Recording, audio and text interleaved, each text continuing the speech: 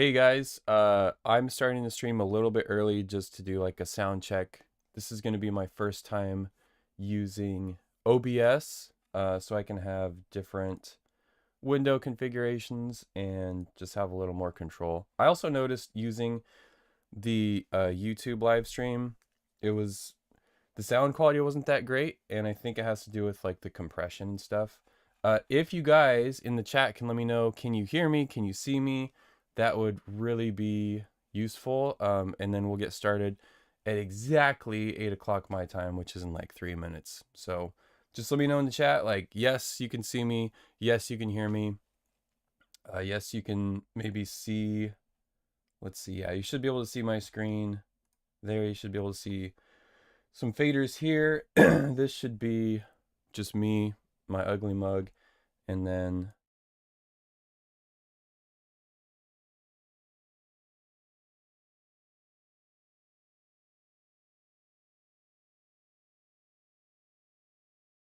this is like adding a layer of complication by using OBS, but uh, it's kind of cool. Actually, I'll let you guys check this out.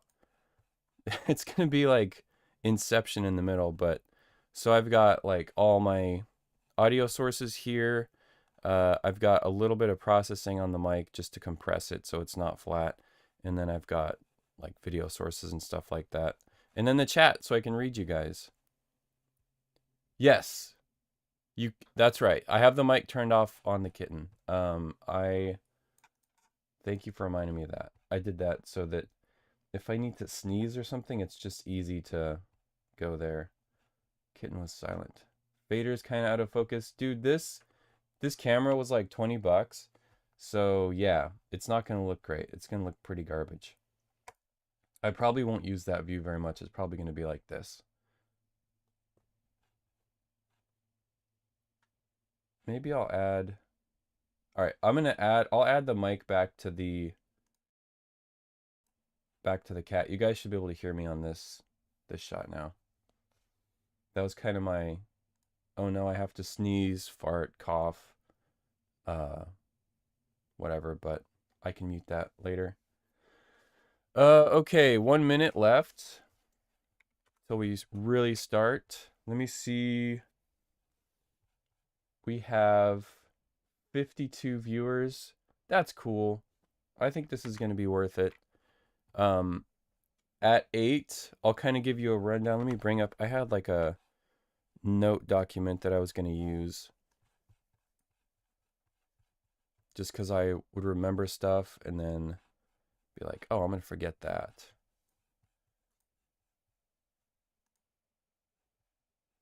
Yeah, this is all good. Okay.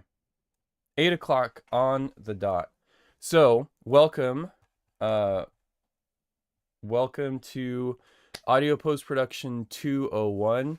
This is a live extension of my Audio Post-Production 101 class. And the point of this is I've had a lot of people ask questions in the comments of videos about various things, which is great because it gives me an opportunity to interact with you guys. But enough people have said, hey, why don't you do a class? Or I'd really like some one-on-one training. Instead of scheduling it with like 100 people or 50 people and like, oh, Thursday night I got to do this and Monday night I got to do this, I figured I would do a live class.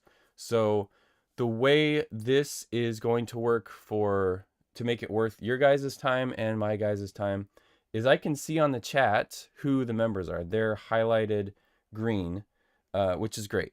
So members, if you want to join the channel, I think there's a way to do that. But members, the people who are saying, hey, I want you to make more videos, they're like, you know, give me like $1 or something a month, whatever the pittance is, it really motivates me to keep going. And they are going to guide the questions that I dive into while I'm working on this live. And then if you don't want to be a member, that's totally fine. Feel free to soak up the information. Or if you have a burning question and you just want to spit it out there, do a super chat and I will see those and those will also guide. So it's kind of like, it's not pay-per-view, it's like pay per question. And I'm sorry that I have to do that, but like I put a lot of thought into this and I even like shot a film, a short film that we're going to use. So I've invested a little bit of time and a lot of energy into this, and it's just something to where it's like, it's not just all, you know, free effort going out. So that's how we're going to run the questions. I might slip and answer a question that isn't from a member. Just keep me in check, like be like, hey man, you know, you're helping out people too much or whatever. Like if there's not any questions, I might jump on just the regular chats and see.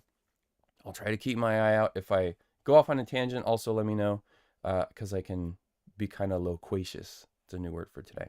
So what we're going to be using for this film is, let me show you.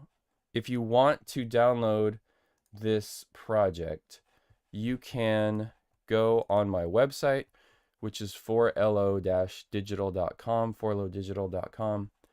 And that is going to get you to, if you go to the shop page, there's this practice project.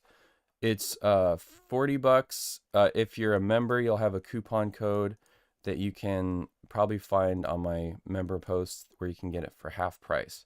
So if you want to really follow along and like do exactly what I'm doing, you can use this. If you have your own project, that's fine too. If you just want to soak it in, then that's fine too. You don't have to have any AAF or video for this at all. You can literally just watch and maybe take some notes. So that's what we're going to be using for the class.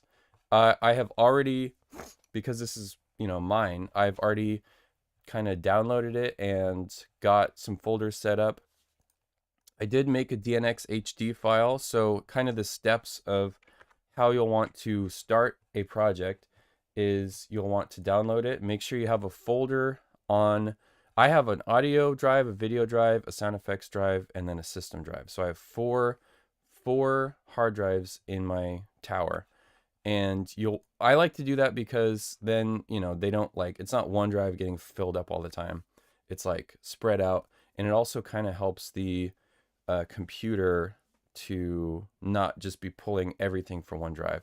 So I've got a folder for that, and now I've got the video file, the AAF, which is 1.4 megabytes, and I can tell by the size this is a referenced AAF.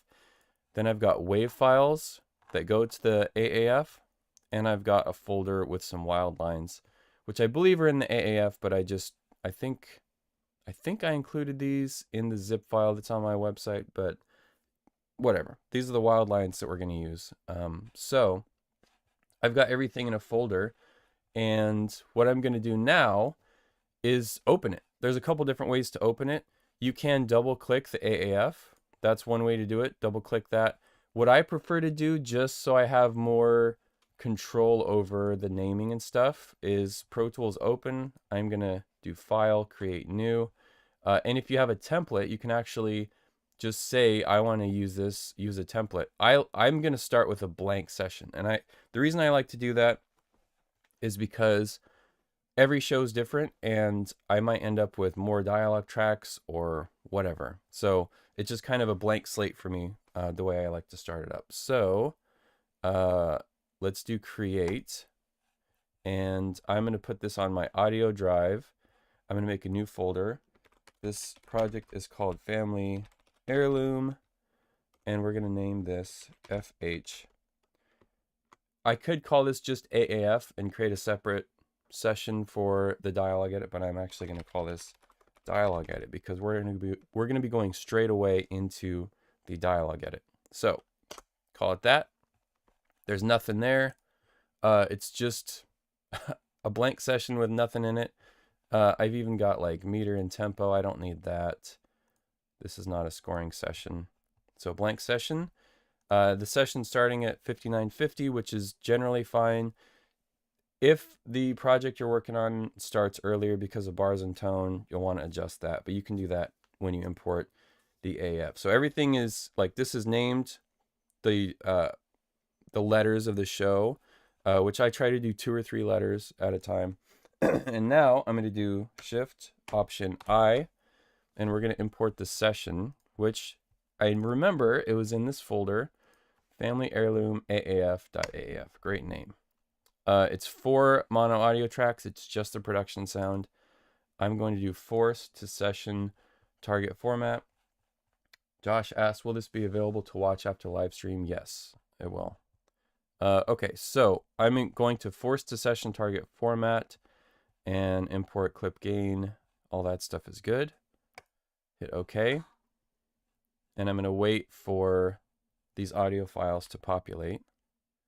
Let's make sure it's got, yeah, it's got everything. So again, you can find this AAF on my website. There should be a link in the stream. So there's that. That's all good. Everything is finished processing. I like to wait for stuff to finish, and then now I'm going to import the video. So I've got all the audio files.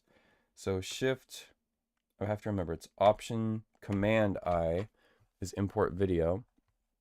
And I'm going to use the DNX HD. If you download this from my site, I had to crunch the video down pretty small to get it to where it wasn't 1.64 gigabytes. So if you are getting an H.264, which you probably are, I recommend using Shutter Encoder.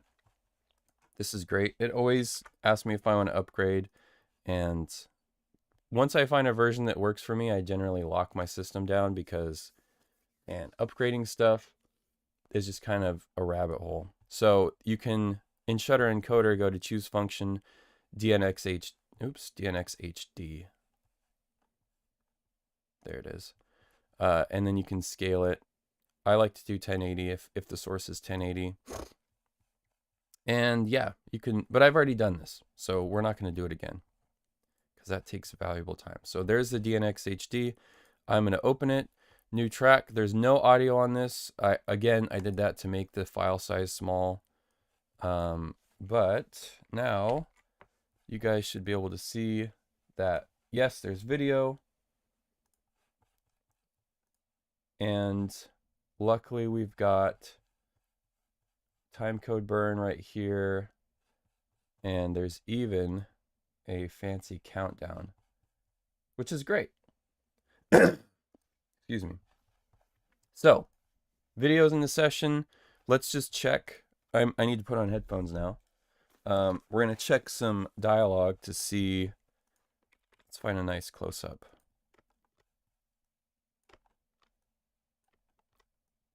Sure, this will work. Just see if this is in sync. Oh, you know what I need to do? There's one more thing I need to do.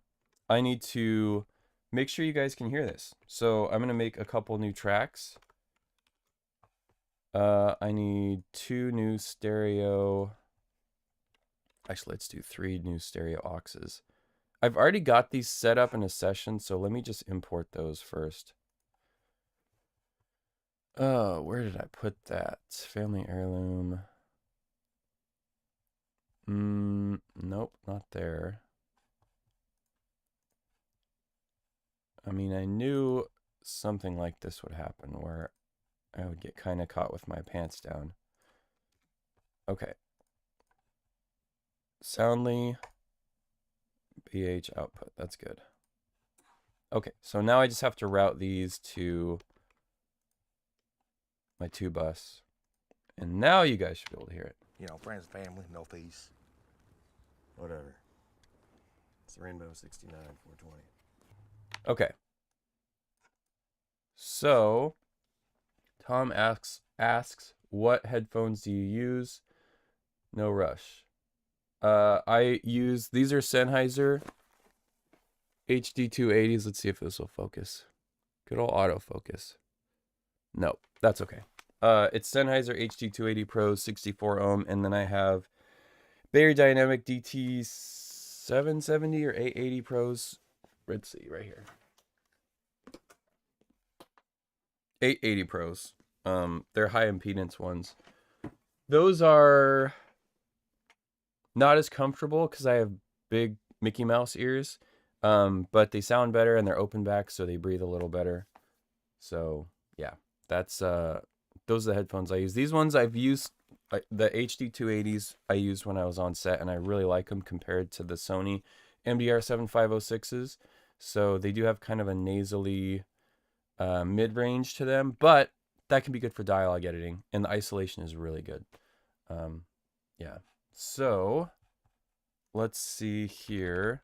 If you guys are looking at this session, the wild lines are going to be at the end, past the video. They're off in outer space. We're going to cut those in by hand. So can you guys let me know if this line looks in sync on your end? I'll make the video bigger. Whatever.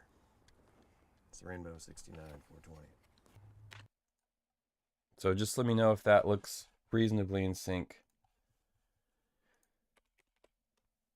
Okay, so we have our, I guess I can hide my auxes here.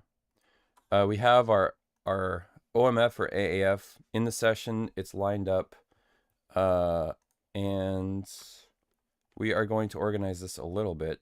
Now, if you have a turnover from a picture editor, it's very likely going to have some temp music and temp sound effects, maybe even final music and final sound effects.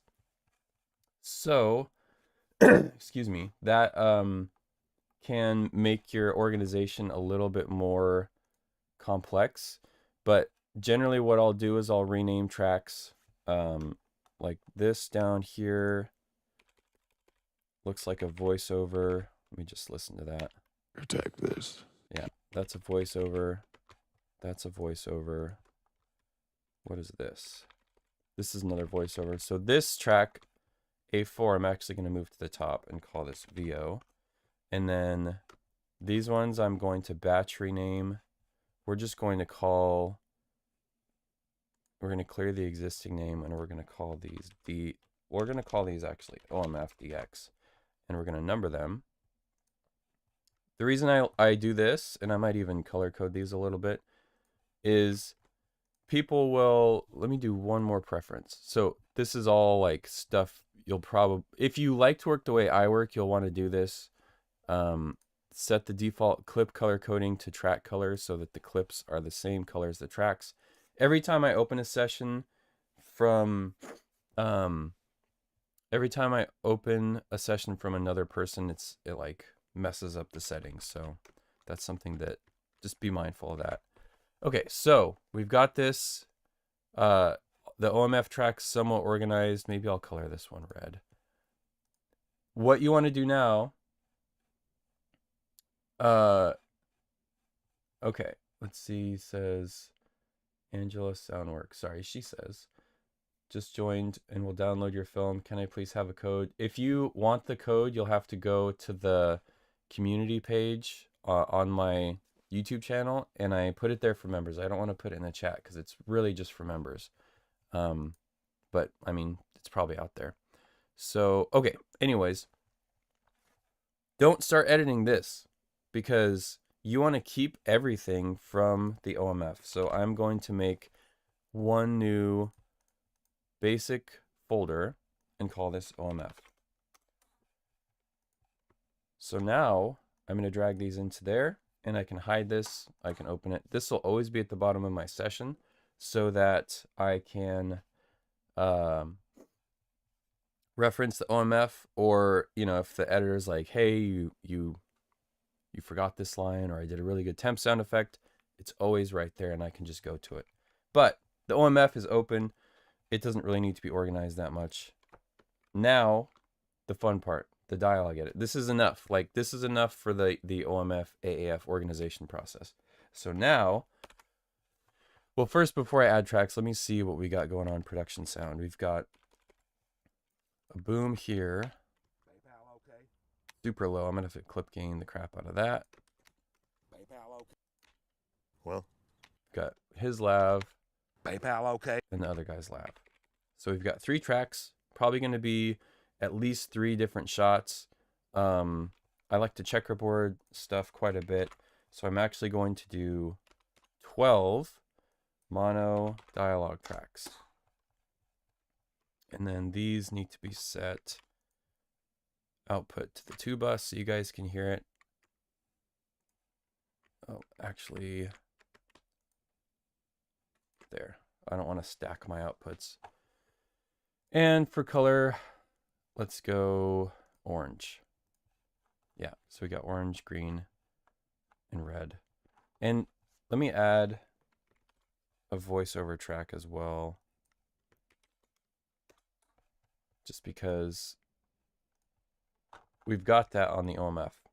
So first I'm going to highlight the voiceover in the OMF folder, because again, I want to leave the OMF tracks basically untouched.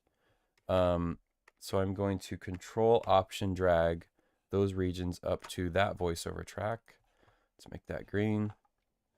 And now I'm going to copy, so Command A to highlight all the OMF dialogue, and I'm going to Control-Option drag up to the dialogue tracks. So at this point, I'm going to mute the OMF folder, and I'm going to close it. Just not going to touch it because I've got everything. Let's just look at the chat real quick. We got, in one of your early, this is from Kevin, one of your earlier videos, I saw you choose between boom and laughs from original audio and then copy to the track you're using. How do you get those different file choices onto one track? So this project, luckily, the OMF has all the mics.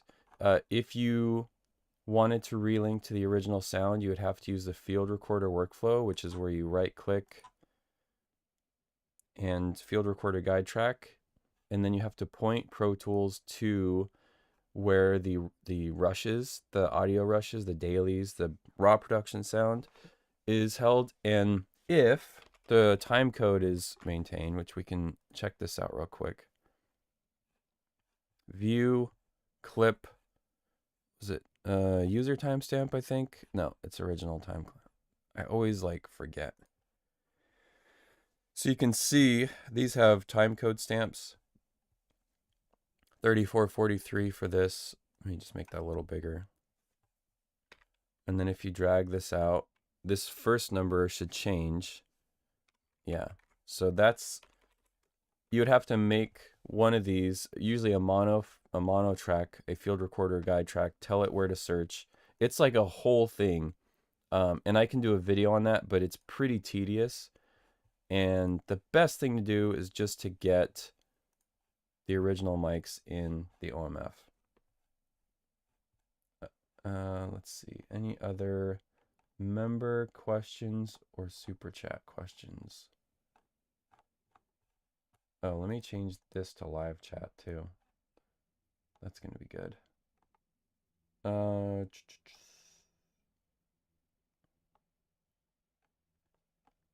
Again, I'm really gonna try to focus on member questions and super chats, just so that there's some kind of skin in the game for me.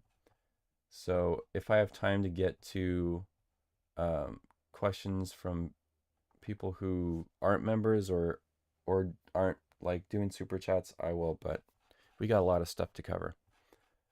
So yeah, we're gonna carry on. We've got 12 dialogue tracks. Let me just, you guys can see the video. Yeah, you can see the video. You can see my Pro Tools window. That's good. So we're just going to quickly buzz through the scene. I'm not actually going to play it yet, but we're going to see what kind of shots they use. So there's a kind of over, behind them, wide shot. There's a medium close-up there, medium close-up there, an insert. And I can see here the sound from the insert wasn't used. It was just carried over from, I think it was carried over. Yeah. Yeah. So this sound is carried over and the insert is cut over the top of that. And then we go back to his medium shot. We go back to that shot. Back to that. So it's really a handful of shots. This is a new shot here. That's a different angle. And what we're going to do is checkerboard this scene. And checkerboarding is the process of taking the shots and breaking them out, like wide shot, medium close-up, medium close-up. You can just go between 2 or 3, or you can really you could end up with 24 dialogue tracks if you go full checkerboard, where every shot, every angle has its own set of tracks. And since we're going to be using as many mics as we can, we're going to be using the boom and the lavs together. Then, you know, it's going to be something where we could end up with quite a few tracks. So let's just get started, and we're going to say this shot is our master or our wide shot. So we'll leave that on dialogue 1 through 3. Then we go to this is Josh. This character's name is Josh. So we're going to go to Josh's close-up. So I'm going to highlight the clips, and I'm going to hit Control and drag down. And you can use object selection if you want. I just tend to use the smart tool like that. So I just kind of remember, like, I need to hold Control and I need to make sure I highlight the whole clip. So what is this sound here? This is his Kyle. This character's name is Kyle. This is his coverage.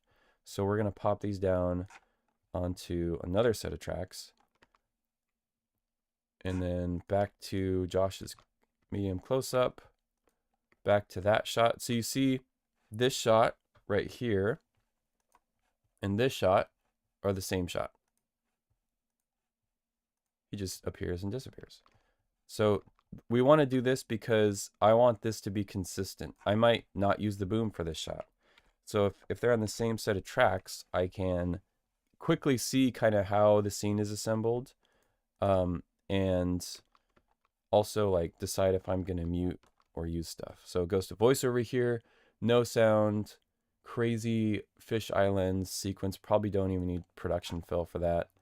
Then we've got Josh's medium close-up. This is a new shot. Because this is kind of a mirror of this shot, the boom will likely be in a similar place.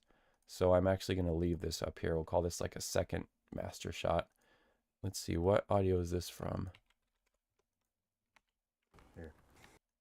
Here. Well, I can look at the file name here. This is ring 009.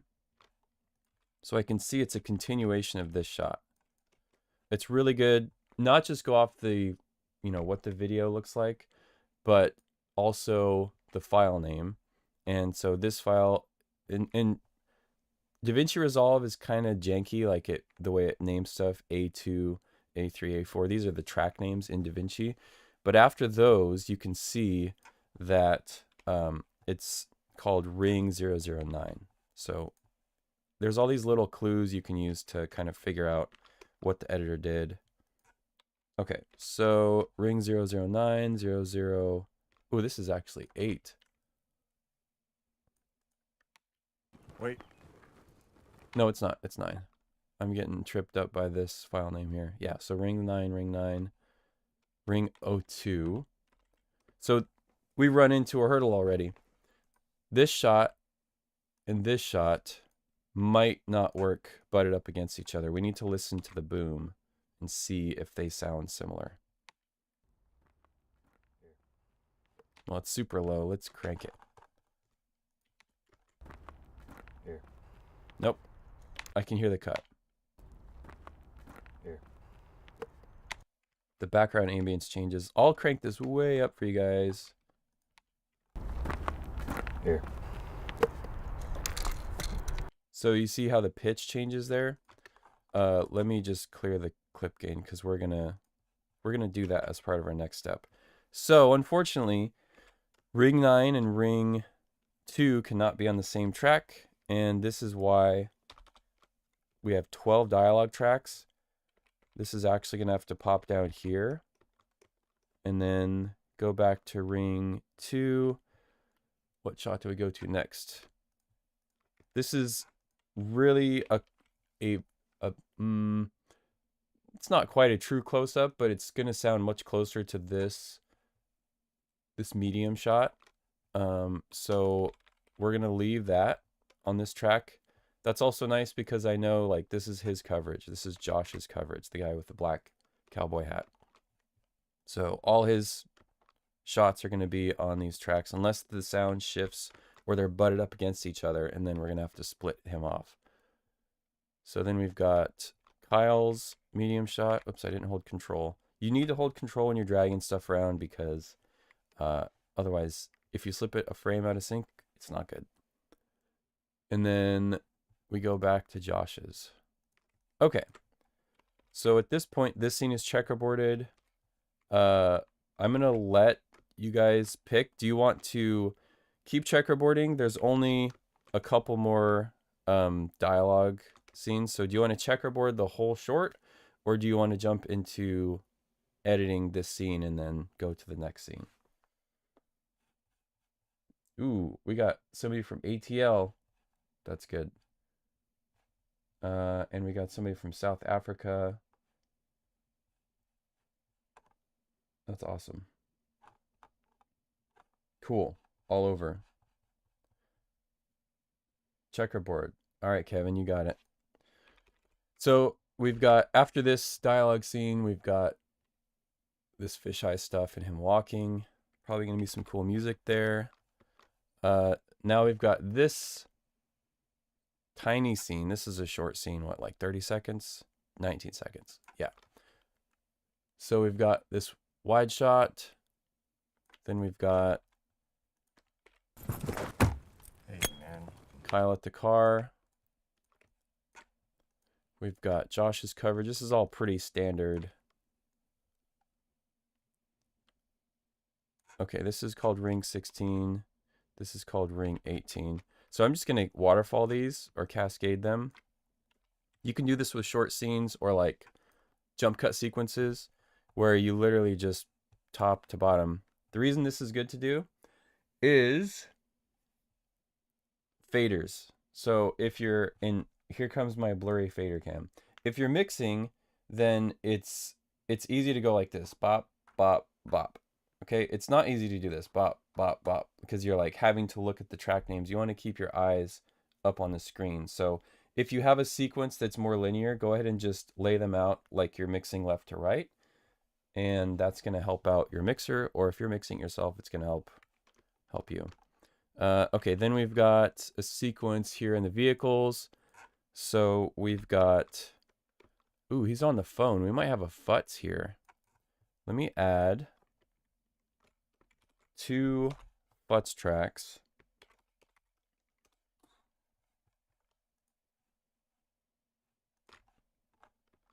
And see where the cuts are. And let me just color these real quick. Ooh, let's try blue. Okay, so this is on Why'd you have to bring it back, man? Josh in the car. Then we go to Kyle on the bike. Okay, so here I can see this looks like it was recorded actually on the bike. Needs an ignition coil. Pull over. I need it back. Definitely recorded on the bike. Let me move all Josh's stuff up here and then see where this cut happens right there.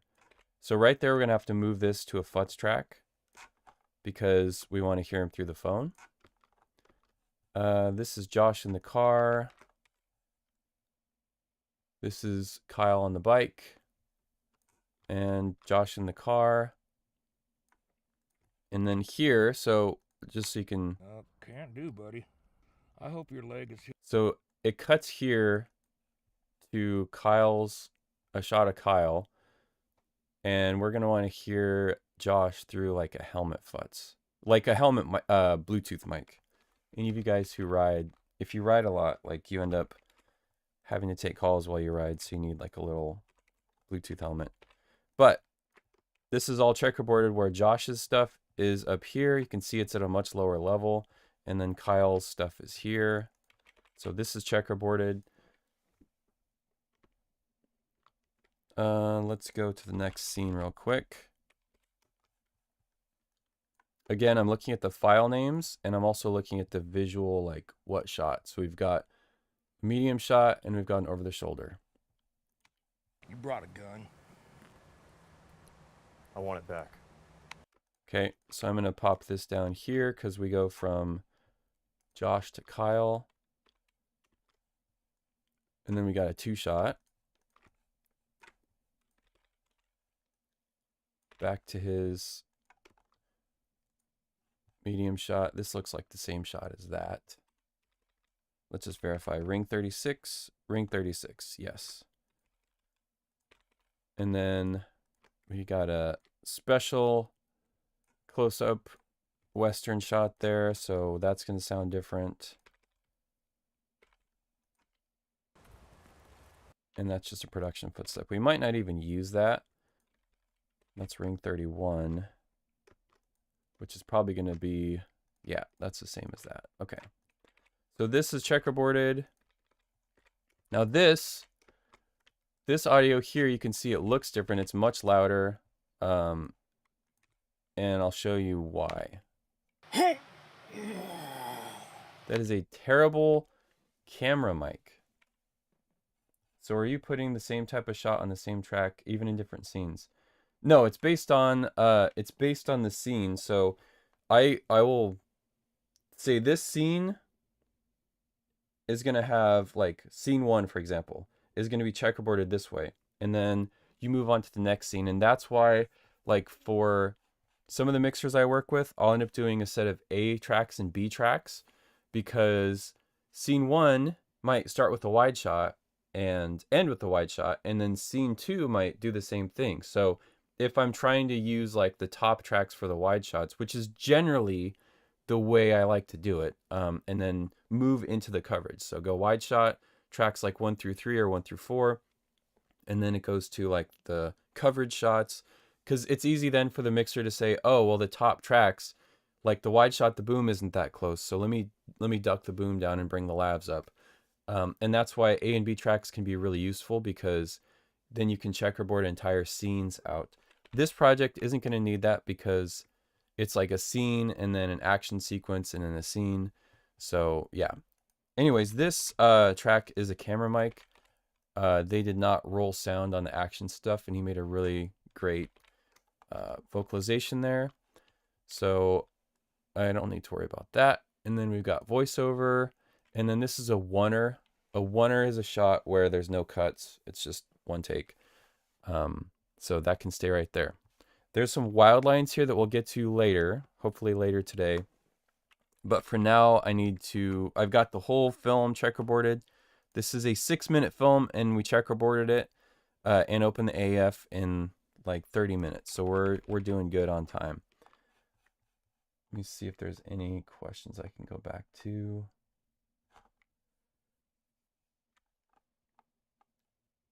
Okay, moving on to editing. I'm putting 2 headphones on. Before I start filling this and doing any kind of isotope stuff, which let me set up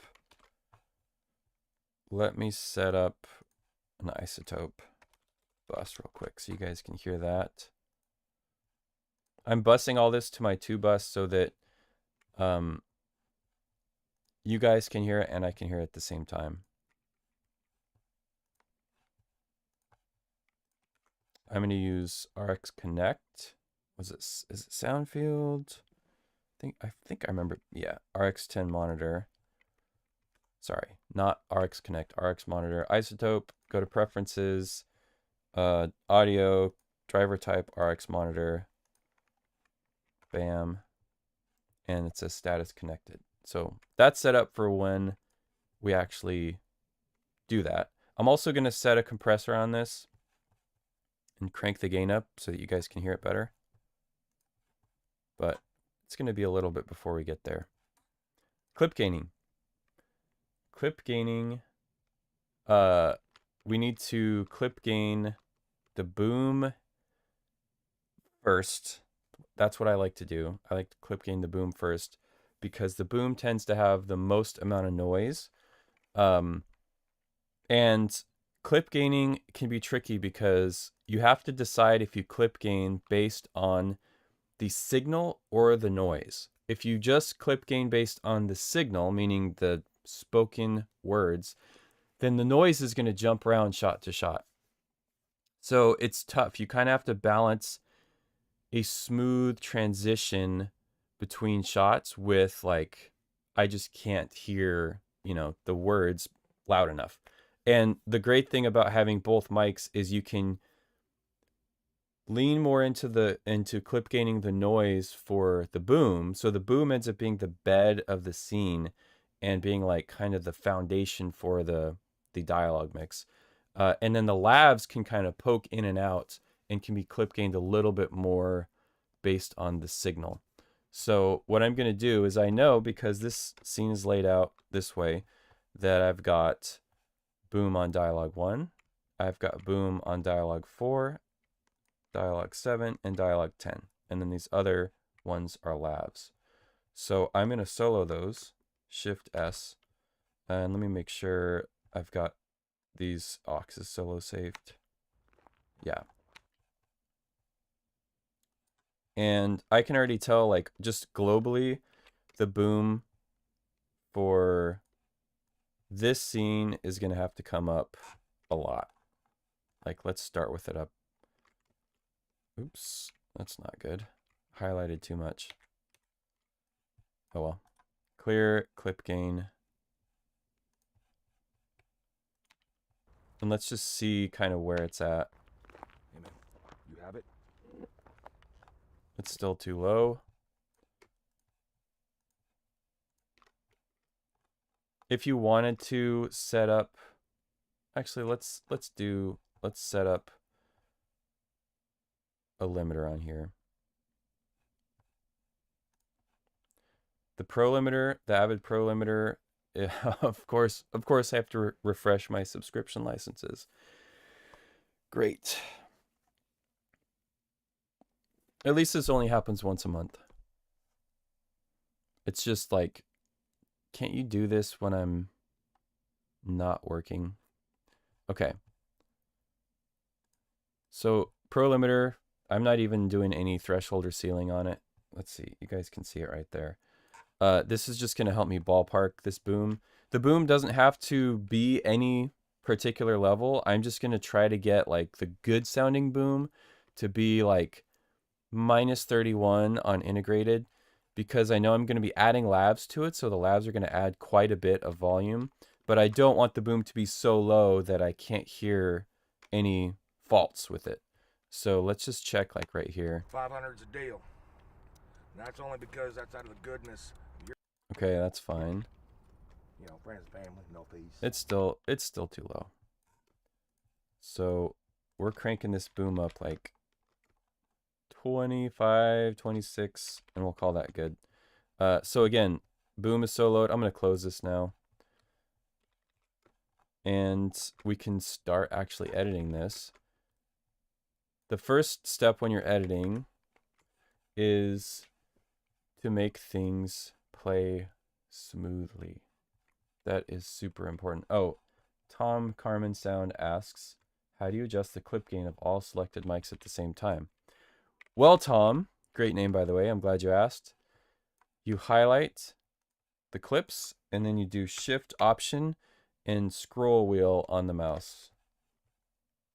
And that will, oops, no, it's not.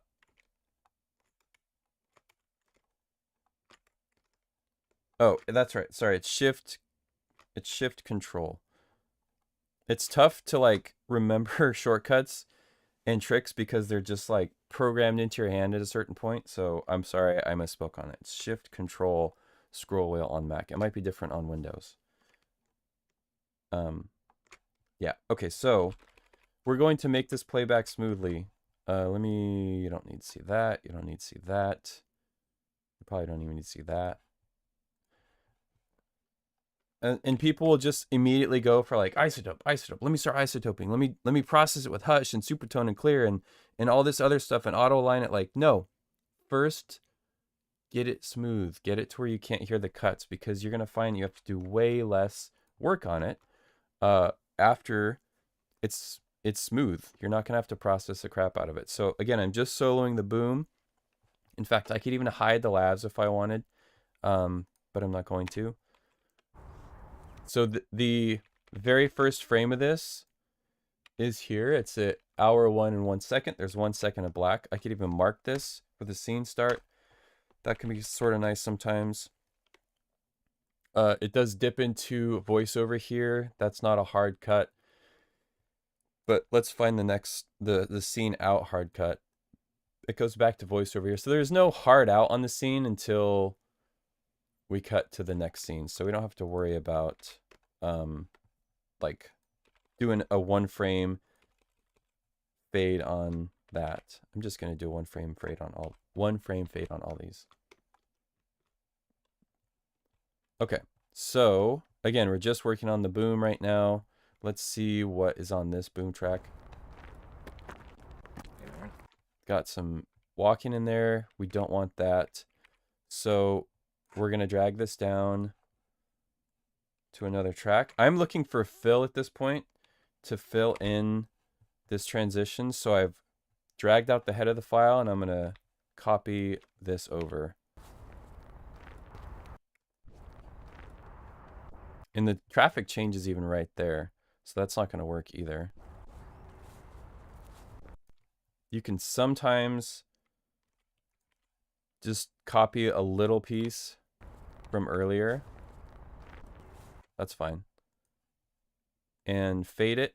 Now what I'm going to have to do, because there's not much fill that matches this tone because the traffic is changing in the background, and that's why we shot at this location, is I'm going to have to drag the head of this file out quite a bit more. And I can see here there's some stuff I don't want. That's probably the incompetent director talking. So I see a little bit of fill here. I'm just doing A and S to chop the head and tail off the file. And there's a breath there. So we're already running into issues with lack of fill. And this is kind of the biggest frustration as a dialogue editor, is finding good fill. So we're going to, unfortunately, even though I said not to reach for plugins, we're going to reach for Absentia DX. There's a couple other tools you can use for generating ambience.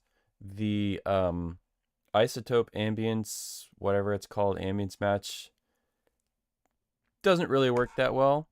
And then there's, gosh, what's the other one? Supertone. Is it Supertone who has the... Oh no, it's Undertone. AudioKid's Undertone. And I think they have Undertone too. Yeah. Do you happen to know if that works with an Apple Magic Mouse? It should work with the little nubby thing, right? Isn't there like a nubby? It's just scrolling. So whatever you use to scroll pages, you can use for clip gaining. And then Arbob Khan says, do you make production effects, tracks, PFX? Yes, I do. I do make production effects tracks. And which mic to use for those? Whatever is in the dialogue edit, I'll match that. Because you don't want the PFX to sound different from the dialogue. So this project, we'll get to that when we find some PFX. But for now, we're just trying to get some fill. So this has kind of filled this out. I could even label this if I wanted to as a, you know, like ring 003 fill. That could be nice for the mixer if they're watching their regions, because then they know there shouldn't be anything like spoken in there. It's just noise. That's a pretty good transition. So I'm going to do a nice long fade in on this. And the nice thing about generating the fill is I can probably use it at the tail too. And what I like to do is just use a different section of the file.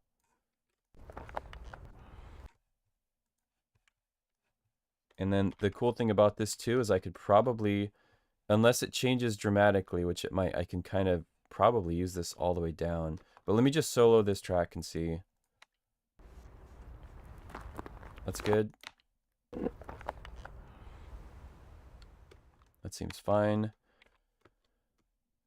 And one thing you might do, instead of going like editing this boom and then editing this boom and then editing this boom, is just like edit from the top down. So do all the wide shots and then do all the one person's coverage and all the other person's coverage, so that it's consistent. And then any fill you find, you can just copy it down for the rest of the tracks. I think, why don't we do that? The boss just said So we got this wide shot here. you want to sell, I get it. Can't use that fill. I'm probably gonna have to do the same thing for this with Absentia. There's only 5-second handles on this project. And again, I was trying to get it to be a manageable file size to download. Okay, let's look at some other questions. So we'll get to the PFX tracks. I promise you that. Hi Tom, do you batch process all the lav and boom tracks with auto align post before importing them into the session? I process them during the edit session. It creates a much smaller footprint for the project.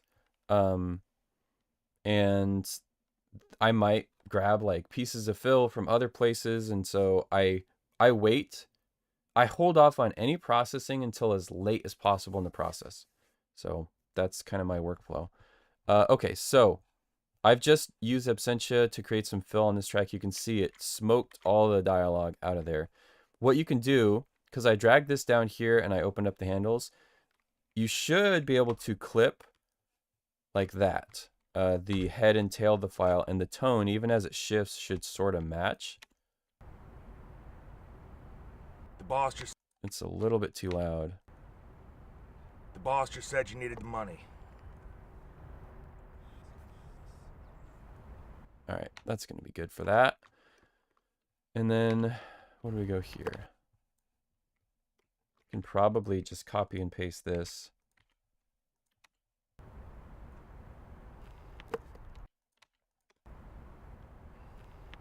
Good.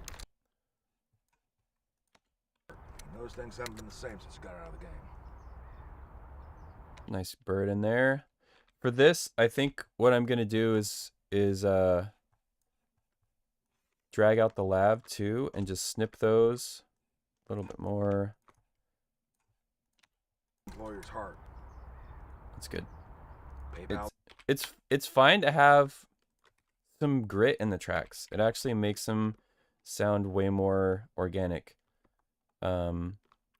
Okay, so that boom is filled. Let's go ahead and do this one. So there's some PFX, but there's some breath over it, and I try to ask myself, is cutting this out onto PFX going to like negatively impact the dialogue edit? If it is, then I'll leave it on the dialogue tracks. But I also, for this one, because it's kind of a not perfect sound, I might check the lavs.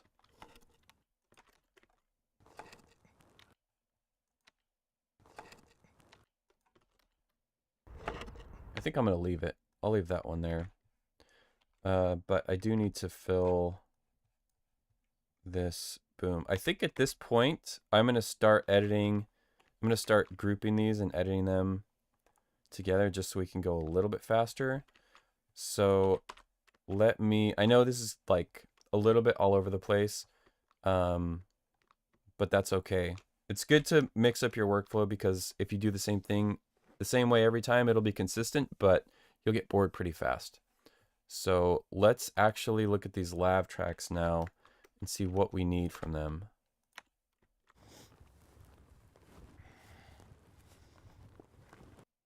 I don't know if we need him sniffling. So I'm just going to cut those. We don't need those. The boss just said you needed the money. Okay, so this lav here is Josh. The boss just said... And then this DX2 lav is Kyle. That's off mic, so we don't need it. And there's a couple ways to cut the lavs. You can cut them to where they match the boom if you want.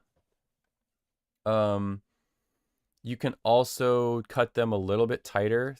If you're not mixing this yourself, check with the mixer and see what they want.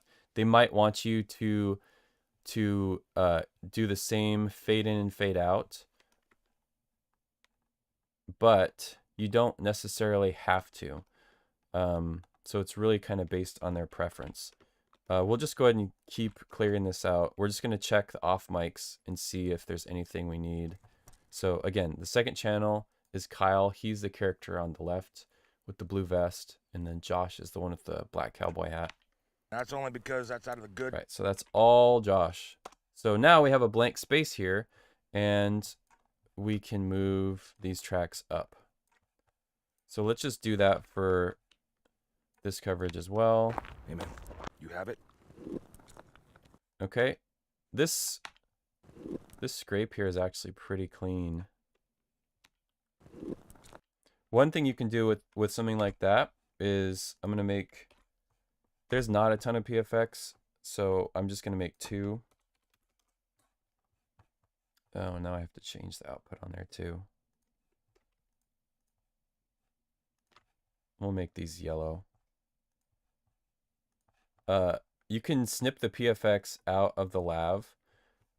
I will have to align it for it to be in sync, so just because I'm kind of saving this for the PFX, I'm going to align it now. And this is going to need to be aligned to dialogue 3, individual clip by clip. Great. You can also label these. Sometimes the mixers like that, just because they can see on the timeline what's coming. But let's keep clearing this out. Look, if you don't want to sell, I get. Okay, so there's not a ton of off-camera stuff for this coverage. Like, we're not hearing the other actor do much. So we can pretty much just clear it out. He knows how hard things have been since he left the business.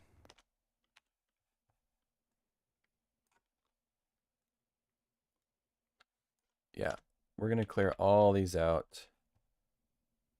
And now I can move up his mic. Let's do the same thing for Kyle's. This is just so we're not editing stuff that doesn't need to be edited. Like, we're not duplicating work. Yeah.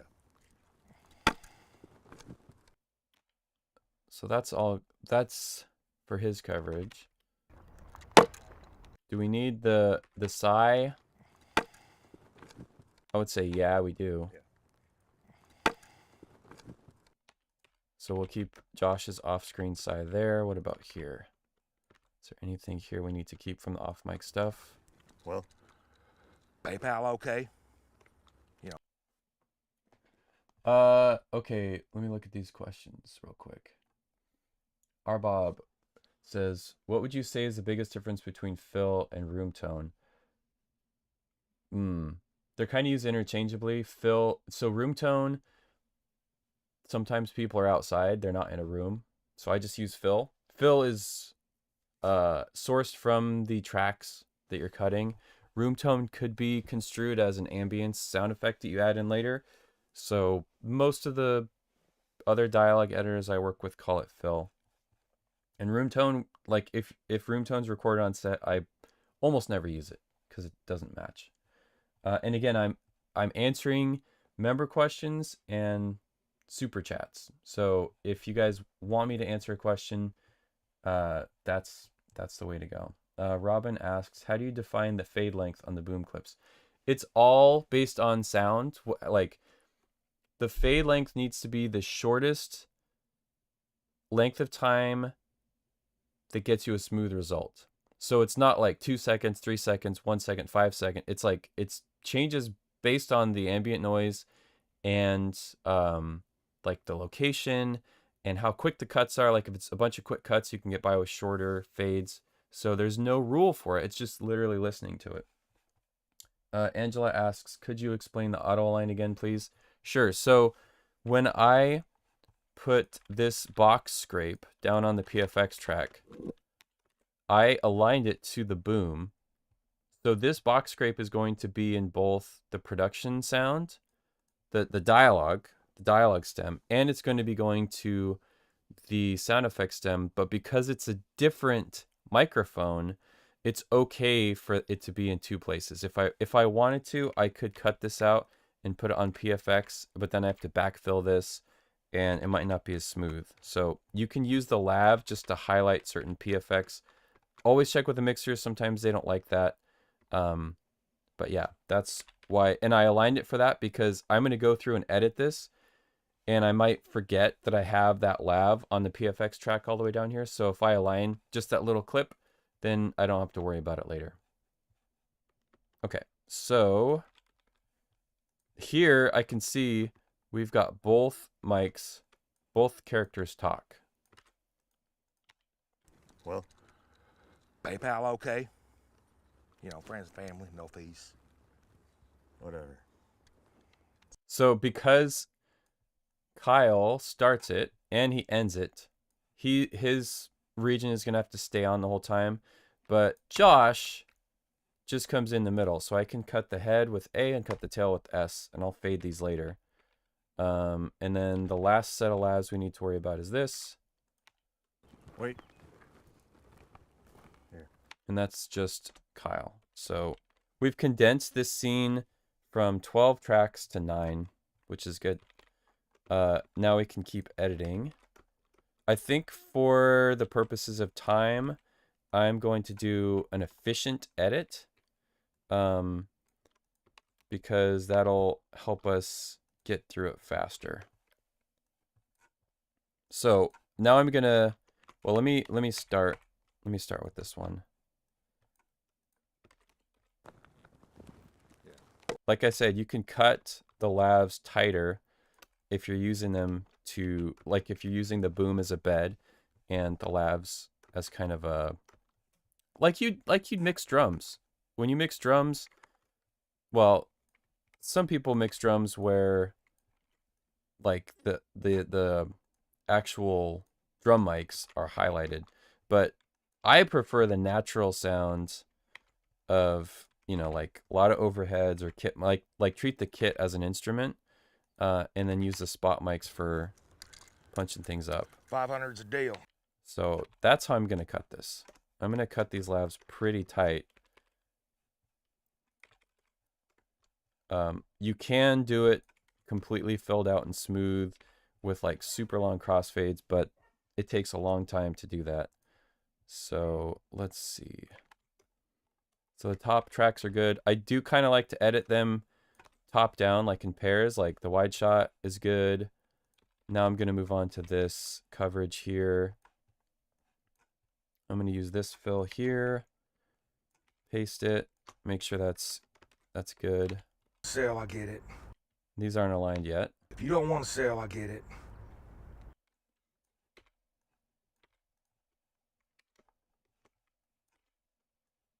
This is probably not going to be enough.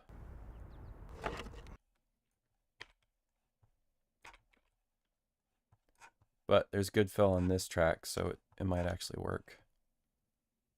You want to have your crossfades long enough to where the outgoing plays over the incoming. So in other words, you don't want to have it like that. You want to have it to where there's a nice handoff. And you also might have to change the shape of it to like more of an equal gain or equal power. But before I listen to this, I'm just going to breeze through and kind of do what generally makes sense visually, which is having the incoming after the outgoing for the most part, and then we'll listen to it and see. So for this more sound designy sequence here, we might fill it all the way out, just so that it's consistent. And let me generate some fill with this. Let me look at the questions while this goes.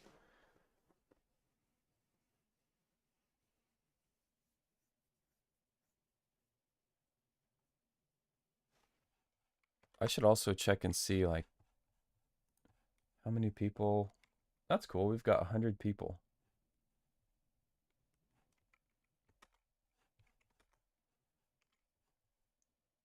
And thankfully, no crashes so far with anything. Okay, so generated some fill on this boom. Let's just check it. Good. Nice long swoopy fades there. This one, I can see there's some pretty good fill there. So I'm going to move that over. Oh, there's a breath. Can't use it. Too bad. But this looks pretty good.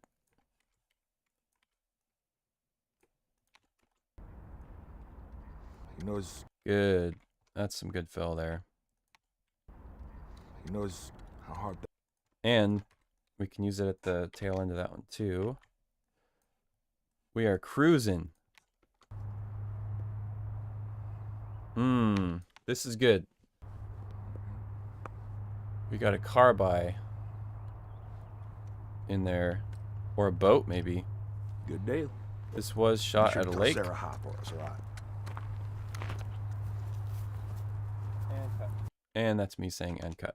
We don't need that. We're going to fade. We're going to start this fade right on this cut. Okay, so now let's just, so we're good on this. What is this guy? Little chuff and turn. Do that. And we've got that faded. Let's do this set of tracks. Well, That's good. Sir, is this good fill here? Okay, Josh is messing with his phone. Ugh, terrible director. well, And then we've got Josh talking here. Because he's off mic, I can cut his tighter. Sometimes that won't be the case if there's a problem with their microphone or something. The other thing to look at is the noise. Like if you have an incoming shot that's really noisy, it's going to obliterate the other shot. So like the fade on this quieter shot doesn't have to be as long as the noisy shot. And then we just have one more shot here. So looking at this fade, let's see what happens if we drag this out. Okay, we don't want the chuff, but the footstep is going to be fine. And then just do, is this the same material? It is. So if you have a cut like this where this is a continuation, but for whatever reason there's a cut there, you should be able to do Command H and heal it. Nope, that didn't work. If that doesn't work, then don't do an equal power, do an equal gain crossfade. Otherwise you'll get a bump. And then let's see this footstep. That's fine. So this footstep from this opposite frontal shot actually plays fine over this shot. So I'm going to keep that. 500. And even the pickup is fine. Since that pickup doesn't have that exact sound, I'm going to let that naturally fade out and it should play together really nice. Okay, so we've got this scene filled and faded. It's 9 o'clock. So in 1 hour, we've opened the AAF, we've organized it a little bit, and we've filled and faded a 1 minute scene. So I think that's pretty good. But what we haven't done, we haven't clip gained any of the lavs. And why haven't I done that yet? Well, you want to clip gain the lavs, or I do, and you might want to do this too, after you align them, because if you clip gain them with the boom before they're aligned, it's going to change as soon as you align them, because it might be phase canceling with the boom. So you can't really align them until you've like filled it and clip gained the boom. So that's what we're going to do. That's what we're going to do next, I think. The nice thing about this is I haven't really processed. The only thing I processed is some fill. That's it. Everything else is completely raw and untouched. So what you want to do if you want to be semi-pro or whatever, like you want to do this the right way, is set up another basic folder with some extracts, because Lord forbid that you process this using 18 million AI noise reduction plugins and you think it sounds great, but then you go to the mix and the director or mixer or whatever, somebody is like, dude, what the hell did you do? That's not good. So we're going to make 12 triple X tracks, and these are going to be inactive. And what I'm going to do is take this whole assembly. This has been filled, but nothing has been processed. This is a raw edit, meaning all these files are basically untouched except for clip gain and fill. And I'm going to Control Option drag them to extracts. So now I've got a path backwards. If there's any problems with my processing, I've got my untouched edit right here. I have done only fill creation to make it playback smooth. So now that kind of opens me up to, now I can do some damage to these and kind of, you know, not be scared. So we're going to align the lavs to these booms. Again, the boom is on dialogue 1, now it's dialogue 3, dialogue 5, and dialogue 8. And I see I forgot this track here. What is this? Oh, that's his breath. Okay. So we're going to start with the wide shot. Dialogue 1, render. Okay, we're doing individual clip by clip. Dialogue 4, we're going to reference to dialogue 3 because that's the boom. So those are good. And now this one has 2 lavs, which are going to be aligned to dialogue 5. And then the last one we have is dialogue 9, needs to be referenced to dialogue 8. Okay, so let's just get a quick clip gain on these lavs. Now that they're aligned, they're going to add to it. I feel like playlists have the same effect. No. But you're not a member, so I can't answer that. That's a secret. Let's see. I get it. The boss just said you needed the money. Let's bring up our limiter just because I'm on headphones and it's really hard for me to hear where the pocket is. At this point, you're going to want the integrated to be minus 27, which we're pretty close to. That means it sounds low to me, so I'm going to bring my headphones up. Turn my headphones up. Let's just, yeah. So what I'm doing now, the lavs are aligned to the boom. Now I'm going to clip gain the lavs so that the scene plays back at about minus 27. The boss just said you needed the money. That's fine. 500's a deal. And that's only because... That's fine. Let's check the other shot. Hey man, you have it? That could probably come up. I mean, it's fine. I'll bring it up with a fader. Look, if you don't want to sell, I get That's good. That's fine. It's just a chuff. How hard things have been since you left the business. We'll bring that one up. How hard things have been since you left. And what about this one? Good deal.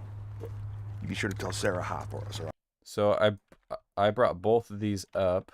You be sure to tell Sarah hi for us, all right?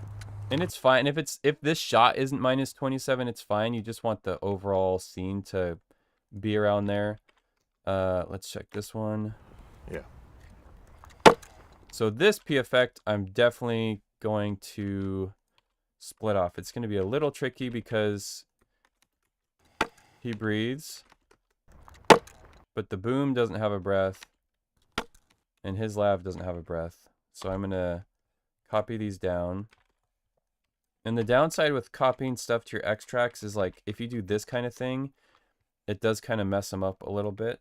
To fill this gap created by PFX, because you can't just move stuff down, I'm going to fill paste, which is Option Command V, I think. Nice. There's a little duck sound in there or something. I might want to just fill that with this. Still there.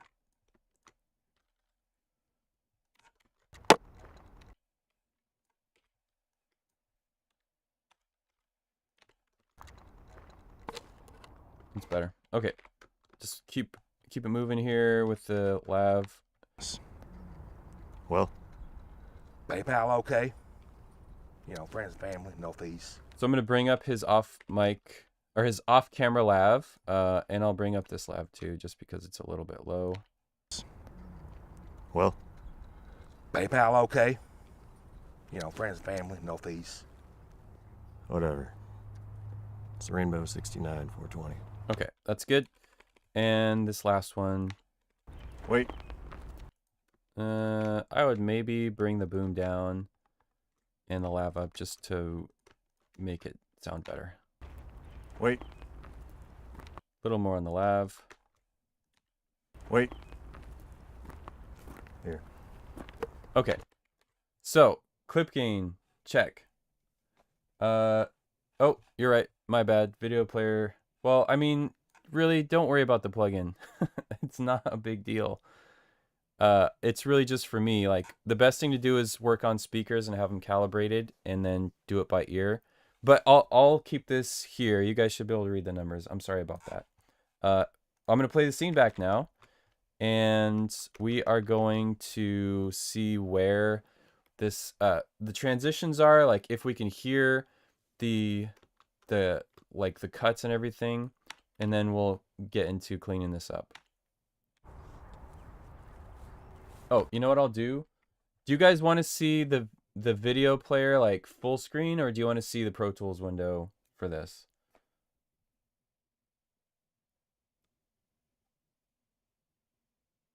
Okay. We're going to say, we're going to just play it back like this, I think.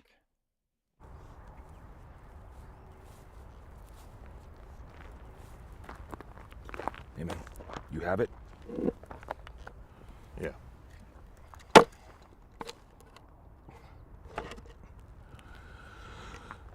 Look, if you don't want to sell, I get it. The boss just said you needed the money. Protect this. Keep it safe. Someday you might need it. Wait. Here. 500's a deal. And that's only because that's out of the goodness of your old employer's heart. He knows how hard things have been since he left the business. Okay, so there's an issue right there. I'm going to bring up his lav on this wide shot. And I might bring the boom down 4 dB. Wait. Here. 500's a deal. And that's only because that's out of the goodness of your old employer's heart. He knows how hard things have been since he left the business. Well, PayPal okay? You know, friends and family, no fees. whatever. It's Rainbow 69 420. Good deal. You be sure to tell Sarah hi for us, all right? Protect this. Okay, let me just do a quick... We're going to do fun stuff with the voiceover, so the voiceover doesn't really need to be great. It doesn't even need to be usable, but just because it needs to look good. There we go.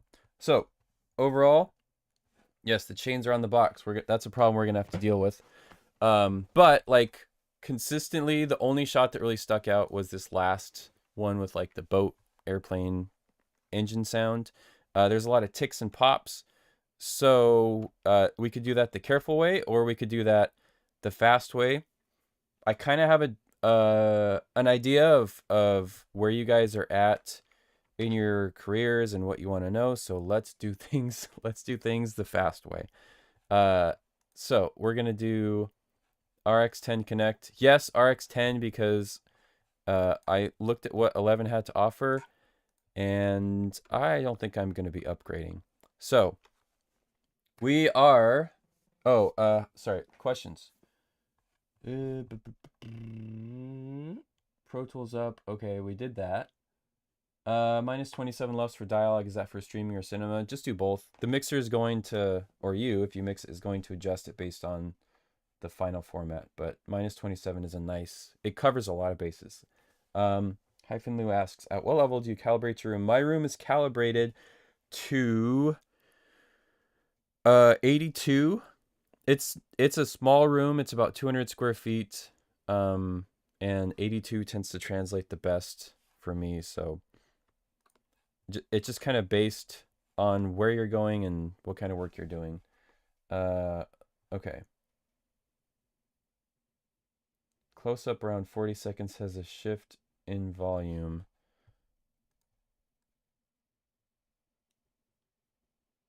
Probably this one.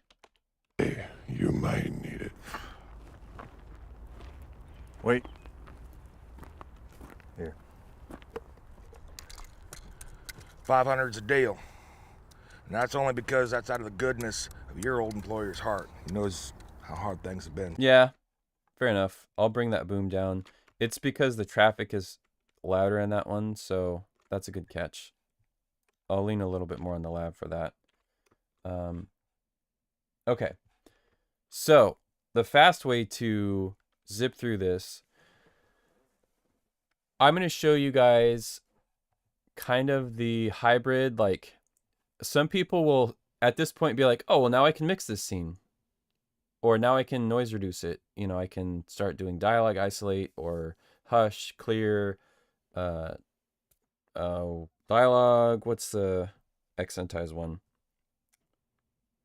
There's revive. There's like all these new noise reduction plugins, but we're going to save all that for the mix because we have no frame of reference for what the backgrounds or music are going to be doing.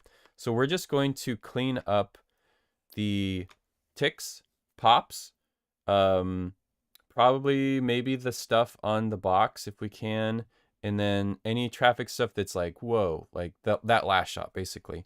But we're going to process the mics differently based on their content, and we're going to, because we have everything nice and laid out here with the boom on top and the lav underneath, we're going to try, this might be too many clips. RX Connect can only do 32 clips at a time. We're going to see if this is too many. Let's see how many we've got. 27. So we're just under the limit.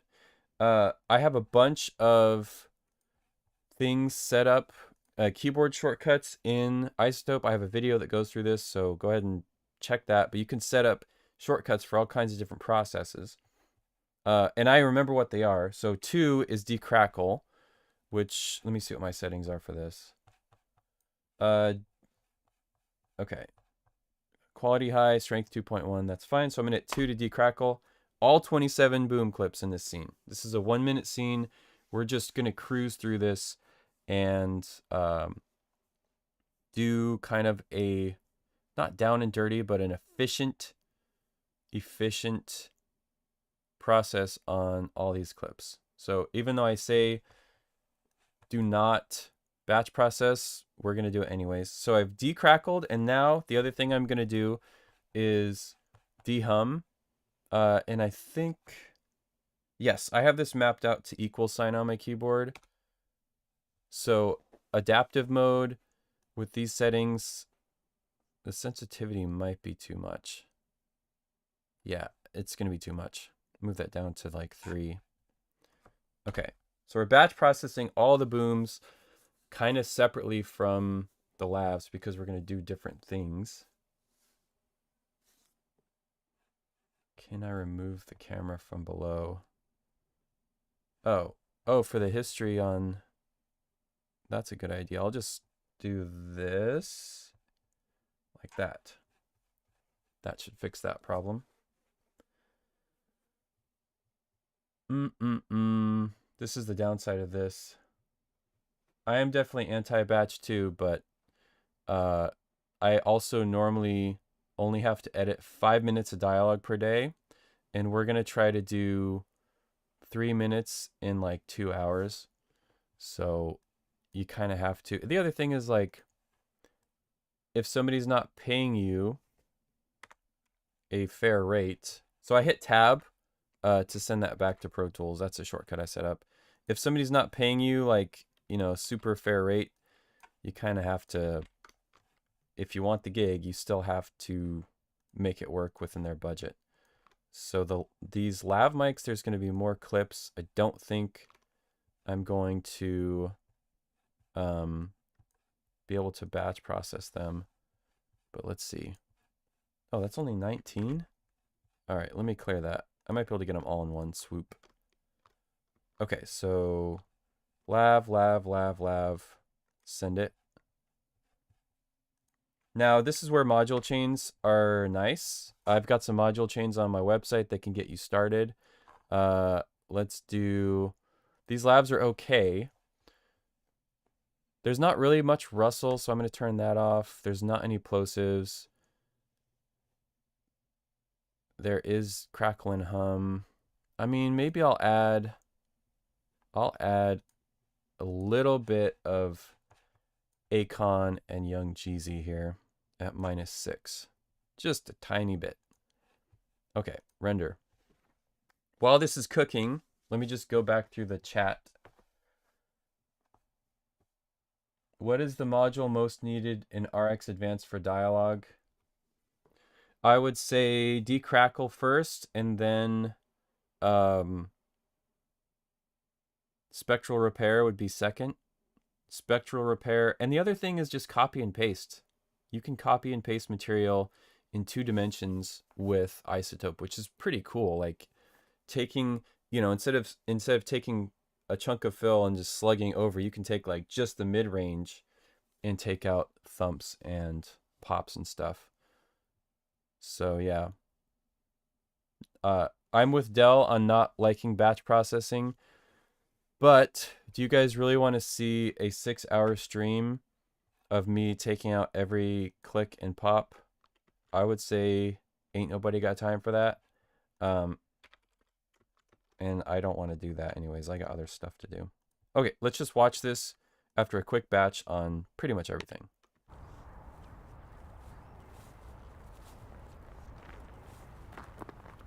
Hey, man, you have it? Yeah.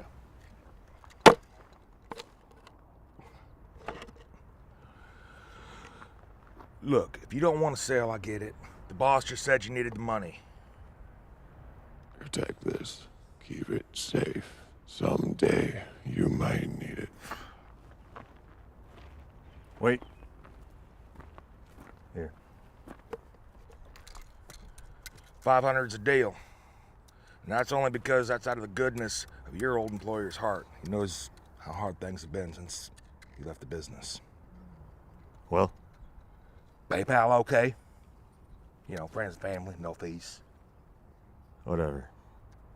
It's the Rainbow 69 420. Good deal. You be sure to tell Sarah hi for us, all right? Protect this. Okay, it's good. There's still a tiny bit of hum in this last shot. So I'm going to send these back to connect. Clip by clip. Send it, stack it, dehum it. Sometimes multiple light passes, bam, I can already see that hum's gone. So the big issue here is the box, the treasure box. Hey, man, you have it? That's all good. It's really after he grabs it. It was too loud too, like the grab was too loud, so I'm going to turn that down. The nice thing about splitting off the production effects and filling it. Oh, let's do this. This will be fun. So Josh, the cowboy guy, has a breath there, and then there's also the box coming down on his line, which is not fun. So we're going to send this, and I'll show you how easy it is to take this out. So I'm just going to highlight and hit 3, which is spectral repair, attenuate, horizontal. The problem is it gives us some dropouts, so I'm going to highlight that and do 4, which for me is spectral repair replace. And it's still not great. So do it again. Nope, still not great. So I'm going to copy, paste. Spectral repair. Oh, you know why it did that? Because my settings were too high. So yeah, attenuate is set to 1. We don't want that. We want it set to less than 1. And turn this into squigglies. And there's a little squeak there, so copy, paste. That's probably good enough. Okay, so now we can totally remove the box, set down if we want.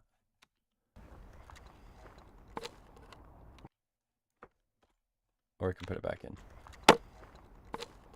No, there's a little extra bobble there we probably want to take out.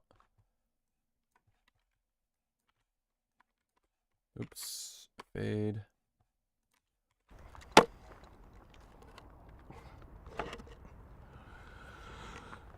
Look, if you don't Okay, now after he picks the box up, there's some stuff we do not want in there. It's right here. 500's a deal. And that's only because that's out of the goodness of your old employer's heart.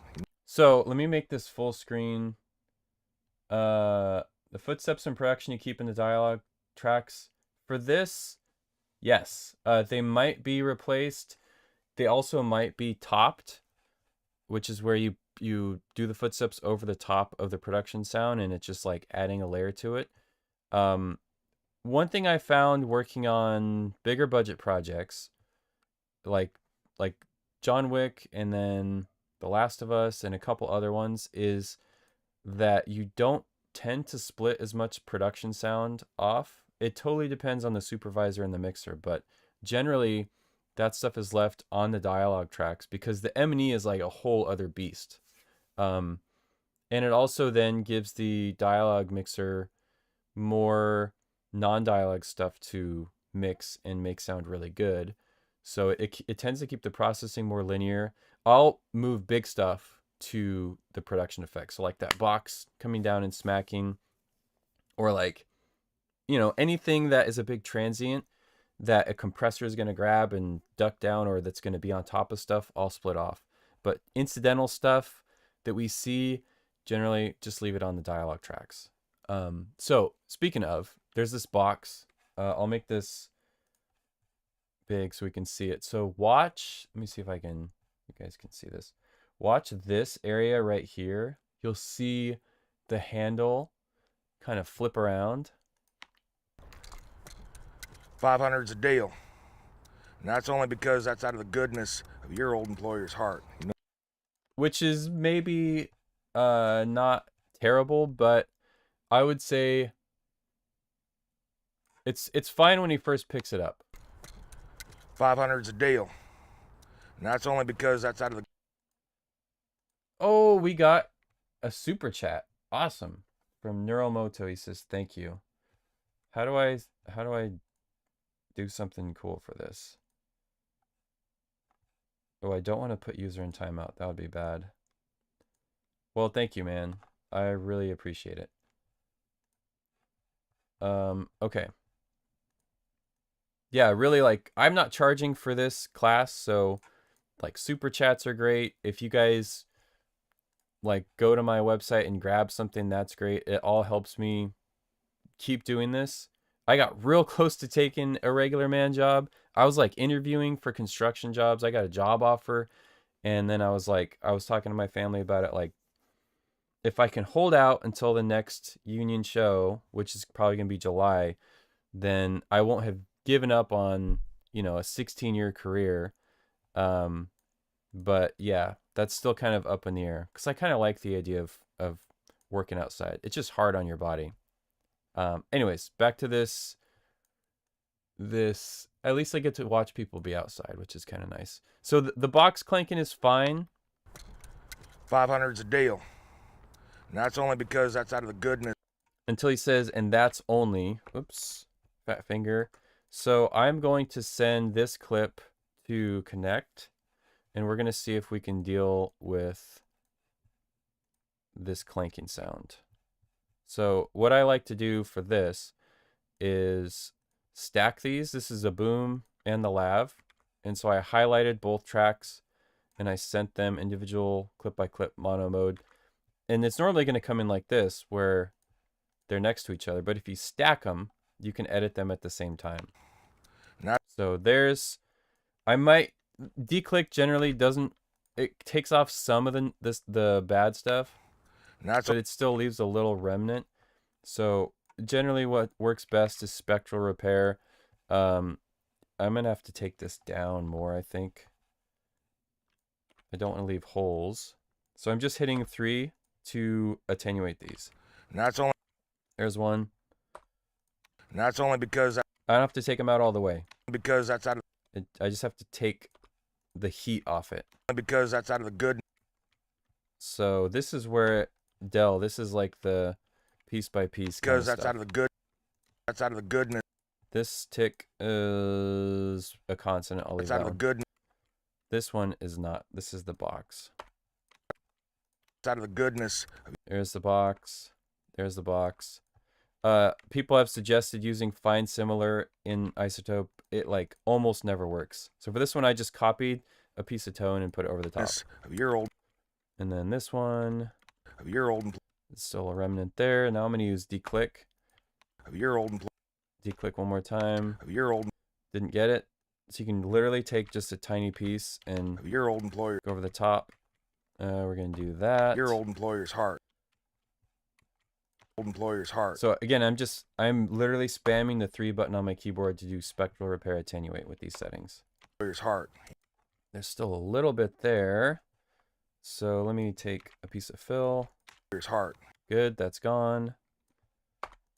He knows things haven't been.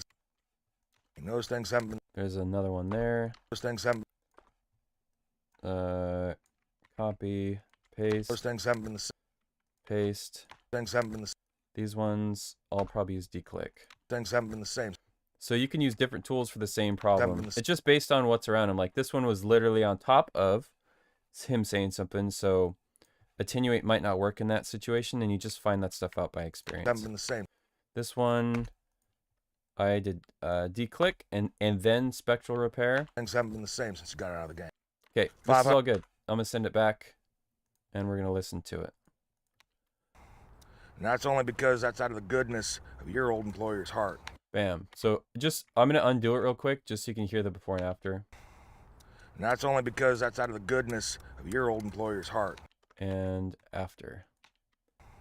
And that's only because that's out of the goodness of your old employer's heart. He knows how hard things have been since you left the business. Do the same thing on this guy. And why am I putting a cut afterwards? It's so that I'm not having to process more material than I need. Try to process as little as possible. Maki Moruka Sound Editor says, "You've helped my career so much. Big thanks." Man, thank you. It, like, hearing stuff like that, it really, I don't think I can explain how impactful that is to hear that from you guys. Okay, so we're still removing this box sound from this. One thing to know, because I'm doing individual files clip by clip with 2-second handles, when you send this to Isotope, and so there's boom and there's lav, and you stack them up, you can go to the 2-second mark on the Isotope timeline, because this is the handle in here, so I can skip cleaning this stuff up. I don't need to worry about His that. heart. He knows. But this stuff I do. So I'm just gonna attenuate these. He knows. This one's still left a little. He knows how hard. There's one there. Oops, too much. So you see, I'm using the 2D selection, the box one, because I don't want to do this deal. Because there's no problem down here. There's no problem up here. I'm just highlighting the part that's nasty. How hard. How hard things. How hard. How hard things. How hard things have been since. There's a little tiny one there. There's a bunch there. This one I might, yeah, I can grab this fill, copy, and is it Shift Option V fill paste? Yeah. Do the same here. Shift Option V. You left the business. Ooh. You left the. Those ones I'll declick. You left the business. All right, send it back. Let's see what we got. Your old employer's heart. He knows how hard things have been since you left the business. Good. Well, PayPal okay? You know, friends and family, no fees. There's a little bit there. This one I'll just grab all the mics. Might as well, right? Stack them up. You know, friends. There's one. You know, friends and family. There's one. You know, friends and family. There's one. Friends and family, no fees. Fine. It was just, what, 3 or 4? You know, friends and family, no fees. whatever. It's Rainbow 69 420. Good deal. You be sure to tell Sarah hi for us, all right? Protect this. So rest of it's fine. We're done with that part of the scene. We're going to move on. Just finished my first short film thanks to your 101 series. Awesome. Ringero says, "Oh, but I'm really sorry. I know. I could do subtitles. There should be subtitles after the stream ends. I think YouTube will put subtitles on. So, lo siento, but I don't, yeah, it would be too much work for me to subtitle this.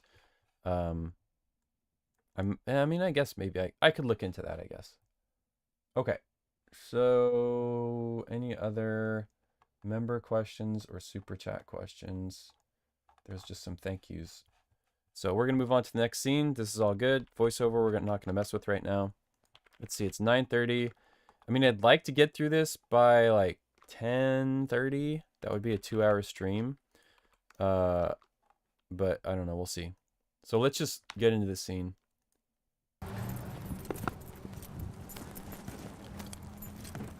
Okay, I'm going to just start by fading into the car by. And then the boom on this shot is probably not going to be great. I'll still clip gain it up.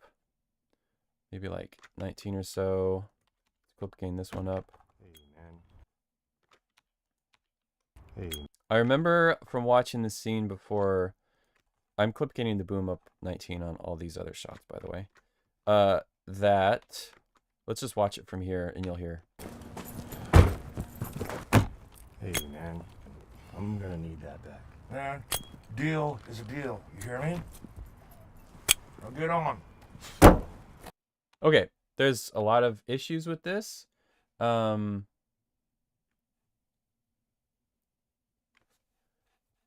that's a good point. I wish there was a marker in the chat for people who purchased the short film. You know what, Paul? What's your question? Because it's probably going to benefit everyone. While you ponder that, the big problem, I mean, there's the hand pounding on the door and everything, but there's 2 Zippo clicks, so we're going to have to find an alt. Hey, man. I'm gonna need that back. I think we might find it here, but let's see. Hey, man. Yeah, that should work. Hey, man. So I'm going to take this and just kind of grotesquely line it up. Hey, man. The keys, you know, they're not that big of a deal. I think that's going to be fine.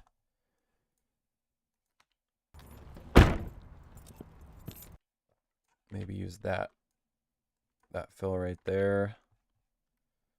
Always label alts. I just like to add alt to the beginning. And then I'm going to cut and mute the nasty one. Let's see what we can grab for PFX on this. So that shot is all PFX. We might want to... There's some breaths in there, but they're not... They're not terrible. I mean, they're pretty loud on the lav. We're going to try to get out of this pretty quick so we can get... For ambience... Okay, here's Paul's question. For ambience, is there a dedicated ambience recording to use for fill? No. Always find it from the other tracks. Always, because it's going to change every shot, and it's even going to change sometimes inside the shot. So you have to find it from the location recordings. Let's just clean out the mics we don't need on this. Hey, man. This is the alt we're gonna cut and mute. So I'm just finding some fill. I know this is not gonna be super critical because I'm gonna mute it, but I still want to edit it. And this...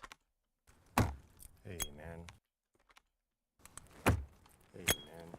We're gonna use Kyle's mic, not Josh's mic, but it has that Zippo click on it. And then what about this one? This is gonna be Kyle's shot. He says I'm gonna need that back. I'm gonna need that back. And then he pipes in right away, probably too fast. Again, bad director. Terrible director, actually. What a joke. Need that back. This guy's career is gonna flounder. I'm just doing this pretty quick because I showed you in depth like the first scene, but I like the challenge of, can I do this on the fly, do it live, and not have it be 6 hours long? Generally, on like a union show, you get 5 minutes a day, 8 minutes a day, and like that's it. That's your day for dialogue editing. Man, deal is a deal. You hear me? Now get on. So this one has no Kyle sound at all. He's not really doing anything.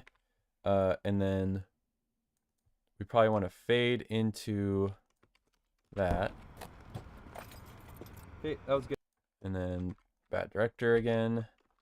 Let's split off. Now get on. We'll split these PFX off. In fact, I'm just going to cut them. No, I'm not going to do that yet. First, let's see if there's any usable fill. This is going to be walking. Or keys. Hey, man. I'm gonna need that back. Man.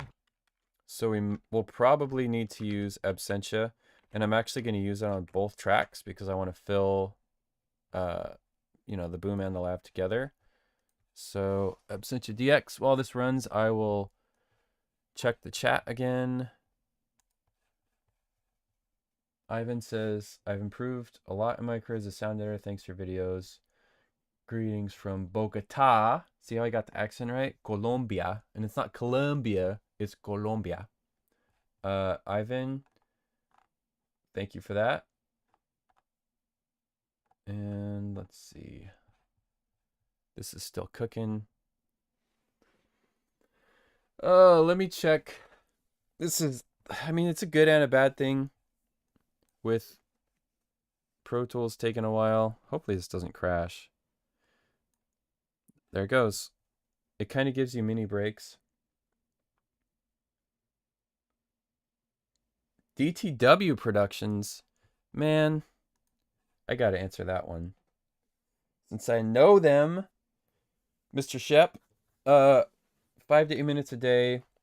Is that supposed to imply 8 hours? It is a 9.72 hour day. Are you getting paid per minute? No, you get paid by the day. That's all union stuff. Yeah.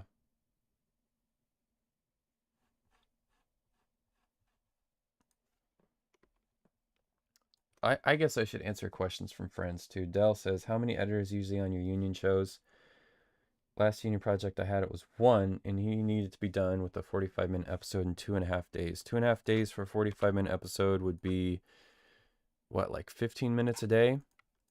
Maybe for like, man, I have no idea what kind of, that would probably be like a reality show. I mean, I guess, you know, if it was like, if the show was like super low budget, I could see that. I'm clipping out the transients for the PFX. That's what I'm doing here. I'm just using the boom. Let's do a fade here. Man. Ooh, that's not good fill.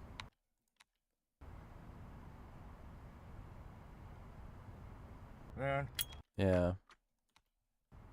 Man. Deal. Man. It's okay. Man. Deal. Man. Okay, I'm actually not going to be lazy on this. I'm going to do this the right way. So, this is a downside with some of these fill generating things is they're not intelligent. They're stupid. I mean, let's be honest. They just don't understand the difference between a breath and room tone, and why would they? So sometimes you have to EQ the fill to make it match. So I've got this preset. It's ABDX Tone Hiss Fixer, specifically for this problem, and it just takes away that breathy white noise that it tends to add, and now it should match better. Let's see. Man. Perfect. Yeah. So just little things you learn along the way. This one's pretty noisy, so I'm going to fade into it over, what, 3 seconds? And then let's see also how this fill covers the lighter click.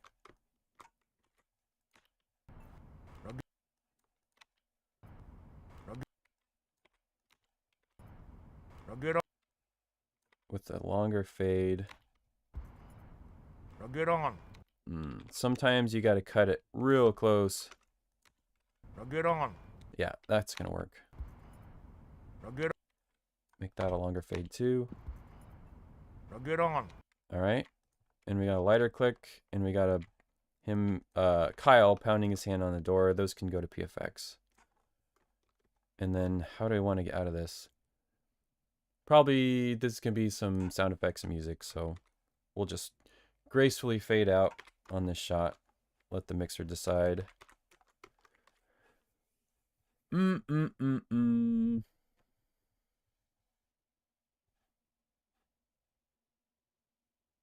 Checking the chat. Oh, that's right. I didn't answer how many editors usually on union shows. So it depends on how fast they want the dialogue edit done. I think John Wick, we had three dialogue editors. Like I took a third of the film, or maybe it was more. I did a lot. It was over, I think, an hour of the film. And then like what happens is you say, hey, you get these reels, you get these reels, you get these reels. And that way, instead of it taking, you know, like 12 weeks, you can get it done in 4 weeks. You just add bodies to it. And then similar thing happened with other shows. Like I was usually brought on as like the help us get out of trouble. Like we're falling behind. Like because I'm not in LA, I'm kind of like the, you know, pinch hitter or whatever the baseball term is. Like we're in trouble, we need help. Then I would help. The main dialogue editors, the ones that are like on the show from like the very beginning, tend to be on staff, like on site, and I am 1,000 miles away. So I'm even lucky to be considered for that stuff. And like every project I get that's big, I'm like, really, you're gonna have this like person that's super far away help? And it's awesome, and I'm super thankful for it, and I count my blessings every time. Need that back. Yeah. Deal. Okay, I'm gonna split this off to.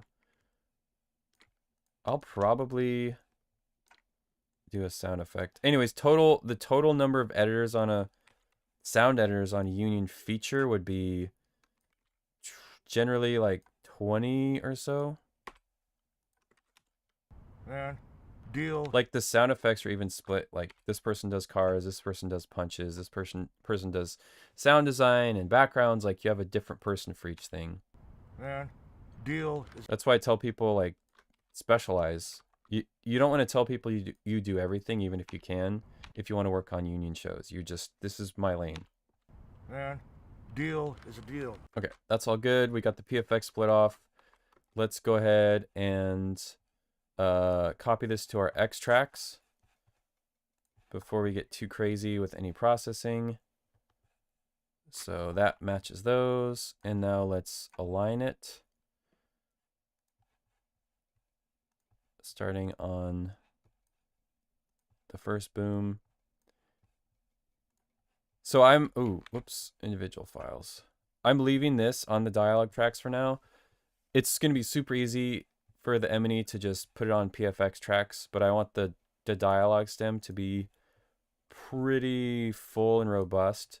And that's also something like if it's a whole clip like that, I like it to start at the top of the scene and go to the end of the scene and not have a big hole on your dialogue stem. And if I were to move this to PFX, which I can totally do because it's just a couple light breaths, then there's going to be nothing here. Well, then I have to add fill, and now it's adding noise to an already noisy scene. Yeah. Dell asks, how do I get into that pinch hitter role? Dell, I think you and me should do a collaboration video talking about just that, because we're both outsiders. And I feel like your perspective in Atlanta would be really good, because I would say you're very successful at what you do. And we could also talk about wings and our love for wings, and maybe even eat wings and get sauce all over our keyboard and control surface. That is something I would be very interested in. I can smash at least a 20 piece by myself, and maybe we could even make it a little competition. which I would win. So let's get these boom tracks cleaned up. I'm actually, to go fast, I'm going to do a module chain and just do dehum and decrackle on those.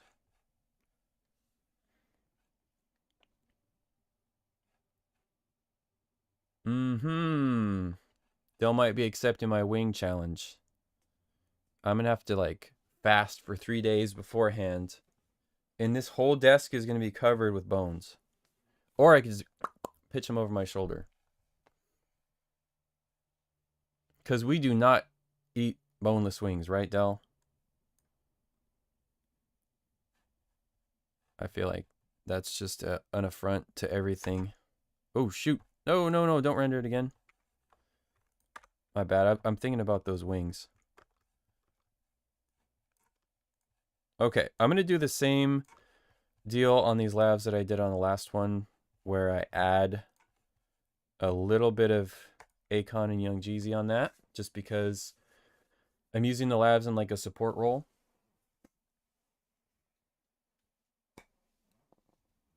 Yeah, those are nuggets. Man, leave those boneless wings for the kids. You guys want to eat dino nuggies? Go for it. Leave the grown men for the real wings. Okay. Couple chats here. New to audio poster, I have RX11 Advanced, but I see you're using tons of tools like AutoAlign, Absentia. What additional plugins would your recommendations be for beginner editors? If you're doing dialogue editing, you definitely need AutoAlign Post 2. That's just like, you have to have it. And then that and Isotope, and you'll get like pretty much everything you need. I do like Absentia for some things. I used to use it for hum removal, but I just use the adaptive dehum and Isotope has been really good since version 10, so I tend to use that. So Absentia really I just use for generating fill. Let's check out this scene real quick. We haven't really listened to it.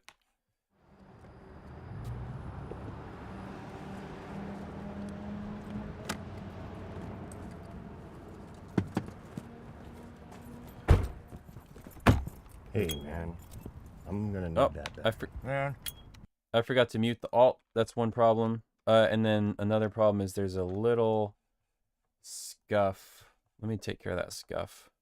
Mic scuff. Right there. I'm just gonna fill that. Don't process stuff if you don't need to. Just grab some fill and like that's fine.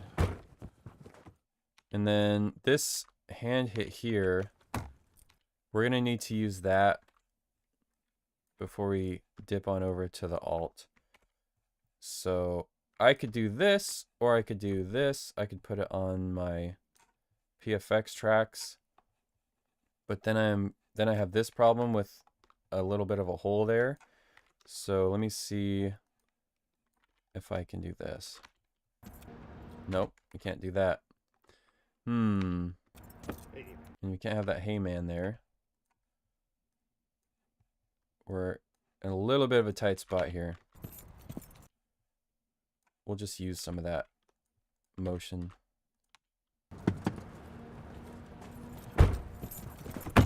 Hey. Nope. Fired. Can't have people talking over each other.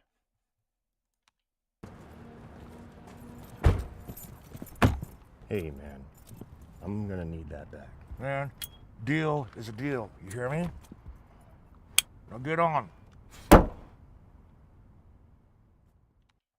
One more again. Hey, man. I'm gonna need that back. Okay, I can hear a crosswalk beep. Can you guys hear that crosswalk beep? It's right here. Hey, man.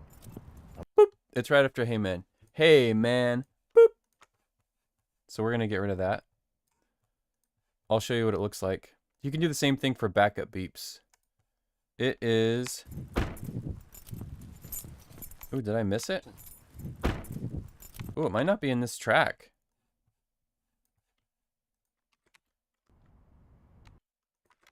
Man. It is. It's just in the boom, I think. Yeah, it's just in the boom. Yep, it's right there. It's super tiny. It's this guy right here. It's very hard to see. So it's easy to take out. Copy, paste. And there's a little harmonic left, which now it's really hard to see.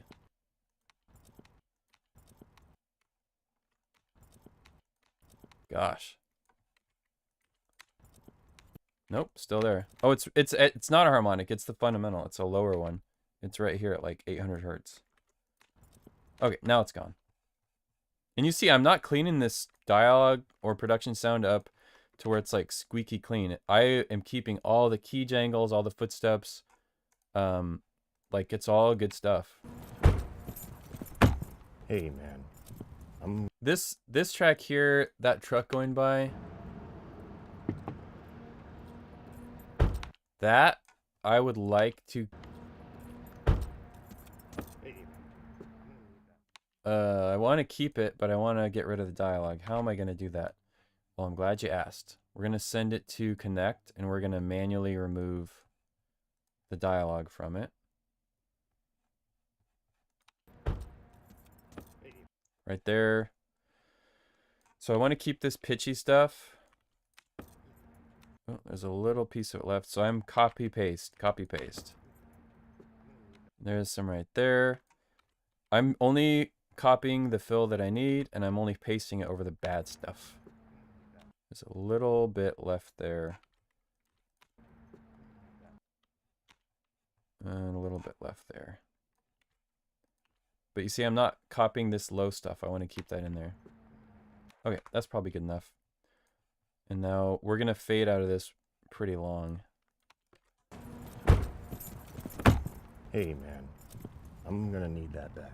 Man, deal is a deal. You hear me? Now get on. Cool. We'll call that scene good.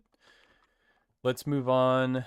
It's 10, so I think we'll probably go to like 10:30 or so. I might need to speed up a little bit, just to get this across the finish line. Why'd you have to bring it back, man? Okay, let's clip gain this up. Why'd you have to bring it back? 13. It's important to you. 13. This stuff you're hearing is on the FUTS track. I'll have to deal with that later. No, can't do, buddy. No, can't do, buddy. Let me just check where I'm at on the meter, because, you know, headphones, relative level, relative volume is basically impossible to figure out. I know this is important to you. And I've had people ask, like, how do I mix on headphones? And it's like, you can't really do it because of that. I know this is important to you. Cool, that's good. Can't do, buddy. To keep up with the champ. That's all good. Then we've got Kyle, the guy on the bike. Needs an ignition coil. Pull over. I need it back. An ignition coil. He this helmet was great because I was able to stuff a mic right in the intake vent. Needs an ignition coil. So you see, I grabbed Phil from his shot, and then I'm gonna mark where the cut is, and I'm gonna do a 2-frame fade over the cut, and then do the same with the FUTs. Just so we can audition the FUTs, let me go ahead and add, I like to do this when I'm editing because it'll end up changing your perception of the scene and also like how you fill it. So just throw like a high pass and low pass on it, and that's it. I'm gonna copy that plugin over. Oops, solo. Pull over. I need it back. I know this is important to you. Now, how much do we want to fill it? I'd say we'll get out of it pretty quick, but this needs to be filled all the way across. Let's just start at the beginning. I'm like kind of getting ahead of myself here. Okay, so bam, 2-frame fade in. The reason I'm doing that is because we cut from this perspective to this one. You see him raise his hand up Right there, he hits the button on his helmet, and then we'll go inside for the phone call. And then this can be a 2-frame crossfade. We're just doing 2 frames centered over the cut. This one I faded in longer because it's noisier. And then here, I'll probably, is there anything useful? Okay, that's just him, his off-camera lines. So we'll fill that. Okay, let me just go back through some questions real quick. You wouldn't recommend RX-11? Nope, not really. I looked at what they had that was new, and I'm going to stick with 10 for now. Can you explain your backup clip? Original ones without audio, sweet workflow. Yep, I can do that. So we'll do that after I get this just chopped and filled, chopped and screwed, whatever you want to call it. Okay, then we go in there. These hard cuts are going to be fine. There's going to be engines roaring and some music. Perspective cut here, but we probably go to a futz. Now you'll notice I've got 2 futz tracks, even though it's a phone futz. It's because I have Kyle, the guy on the bike, he's futzed, so he's talking.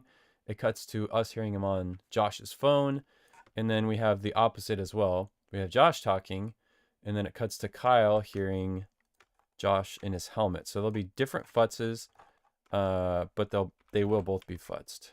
So then here's another cut. So 2 frames, nudge it over. And then how do we get out? We cut to attack shot. We can just get out of that. And then we go to some sound effects. So let's check these cuts and see, I guess what we could do, since you asked about X tracks, is that's what these unprocessed tracks are called. Some people use X tracks for other things like material the mixer might want to look at. But I use them for just basically unprocessed. So after I do my fill and fade and it's seamless and smooth, clip gain, etc., I'll drop that stuff down on X tracks. That way, if the mixer, or if I'm mixing during the mix, it's like, you know what, this is too processed, I can just go back to the original. Speaking of monitoring on headphones, would you recommend dialogue editing with headphones? Yes, definitely. I like to flip back and forth. I'll do like a clip gain / layout pass with speakers, and then I'll do like an isotope pass with headphones, and then I'll do like a final listen on speakers just to make sure everything is good. But also just having a quiet room helps too. So let's go ahead and isotope these real quick. And I'm speeding up because we've been streaming for 2 hours, which is great. There's been no technical hiccups, right? Like everything's good on the stream. So we're doing Josh's coverage first, right there in isotope. He's not going to need noise reduction. So we're just going to do that. Let me look at my notes here.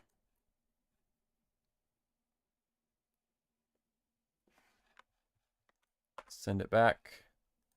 So all I did was decrackle, and actually dehum I probably didn't need to do. I'll do the same. I should have grabbed this futz track too.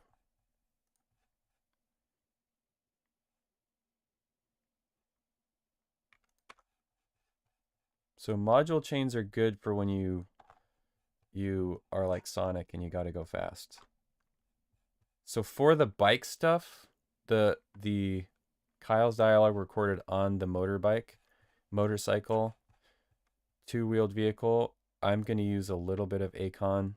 Again, it's just -6. And you don't have to do this. If you're not mixing it, I would say do not do this. Just do 0 broadband noise reduction during your dialogue edit. If you are mixing it, you can get away with it. And let's see how it plays. Why'd you have to bring it back, man? What happened to the Dodge Caravan? Needs an ignition coil. Pull over.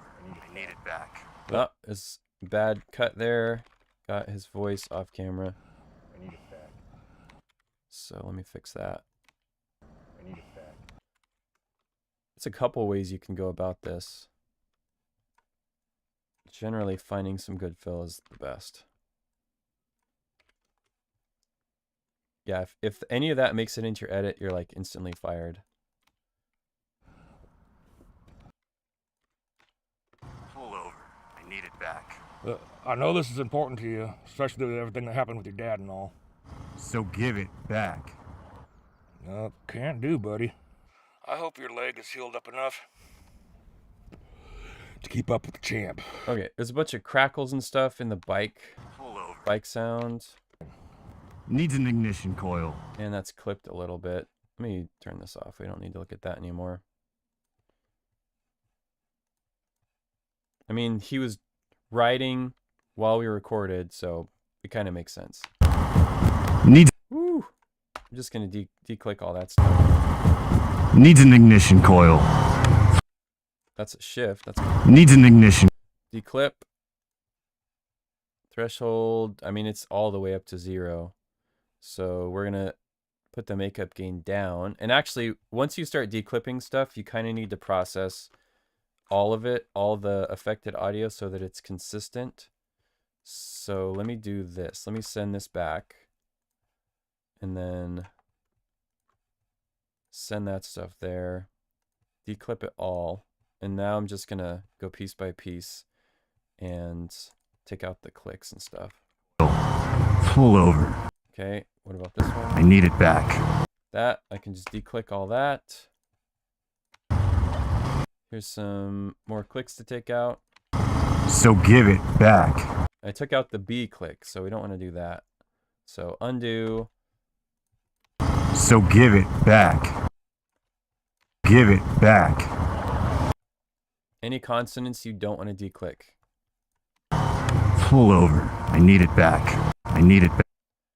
It's actually something, if you learn to listen for it on Pull over. TV shows, you'll hear people declicking the crap out of the production sound, and it doesn't sound good. I need it back. Probably take care of those. Pull over. I need it back. All right, that's all good. Send it back. I need it back. Let's see if that works. Happened to the Dodge Caravan. Needs an ignition coil. Pull over. I need it back. I know this is important to you, especially with everything that happened with your dad and all. So give it back. Needs an ignition coil. Now I got to bring the gain up. Pull over. I need it back.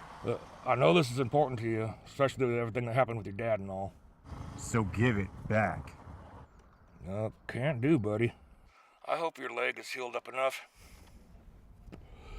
We should probably fill in that shot. Of course, I blew the handles out with all my isotoping. Just for consistency, we'll fill in. So now it's full, like the scene starts here, and we've got fill all the way through, and that's going to be good. Let me make sure stream is still doing okay. Cool, that seems fine. Thank you guys for your patience with all this technical stuff. Okay, this scene we'll call good. We've got this little scene, and we've got a little oneer shot there, and we've got the last shot. Can I do this in 30 minutes? Maybe not. Okay, let's just clean this out. Again, let's clip gain the boom up about 16. We'll just get kind of initial starting points on all this stuff. And then which mics do we need? Looks like this is Josh. This is Kyle. I want it back.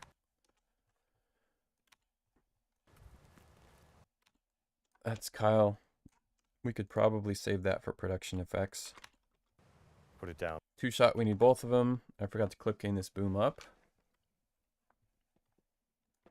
Since we just have one line for him, we can probably do that. And then take it. Ooh, he brought the heat on that one.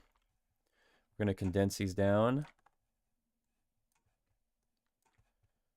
I might edit this scene offline just because it's going to basically be the last. I mean, it's going to be like the last one. This is a oneer shot here. I'll do that. Let's cut these wild lines in. There's a fight here. Very exciting. He pulls up. He's traipsing through the woods. They dialogue. And then there's a fight. And there's this little piece of camera audio that doesn't sound great. So we've got Josh efforts and Kyle efforts. Let's just drop some markers, or maybe even just region groups for what we need. You can use the same method to queue ADR. So we'll call this Kyle ADR and this one Josh ADR. This is usually how ADR is queued for, like, you know, a real film. And what we're gonna do, I'm just checking to see if that's good, is go through, check the action. So here, they grab the box, so we might need an effort for both of them here. So I'm doing Option Command G to do a region group for where we need the efforts. So probably here, we need a Kyle effort. It's good to have the guy that gets hit make the effort, and maybe have the other guy be silent unless you space out the timing so that the guy swinging is first and then the guy who gets hit is second. So bam. This will be Josh effort. Maybe both of them here if we have a good one. Maybe a grunt here. Nope, from Josh. Josh is the guy in the cowboy hat. Effort there. Basically just go with what you see, you know? Punches him in the nuts. Might do a Kyle grunt there if we have it. We've got this, which will need to be cleaned up in the mix because it's a camera mic. And then probably a growl here. An oof. And then maybe some ground and pound efforts here. And then that's it. Okay. I'm just, because these are wild lines, I'm going to keep them on the, I'm going to keep them on the dialogue tracks.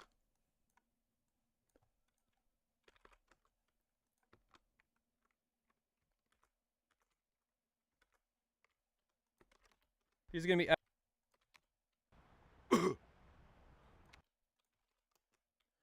and I'm going to match the channel layout. So we got Kyle and then we got Josh. Wildlife. Okay, that's me.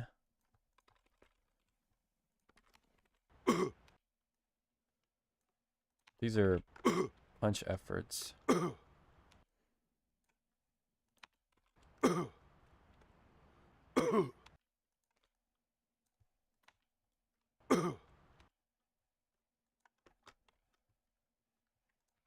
I might do longer fades on these since it's like kind of like production sound.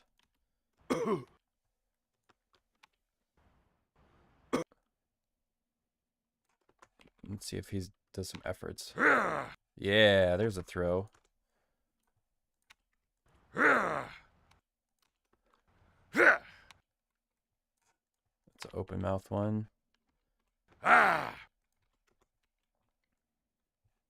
I don't think we can use that for the kick. His face is pretty scrunched up. Oops. Be this. We need a and then for the punches, let's time it out.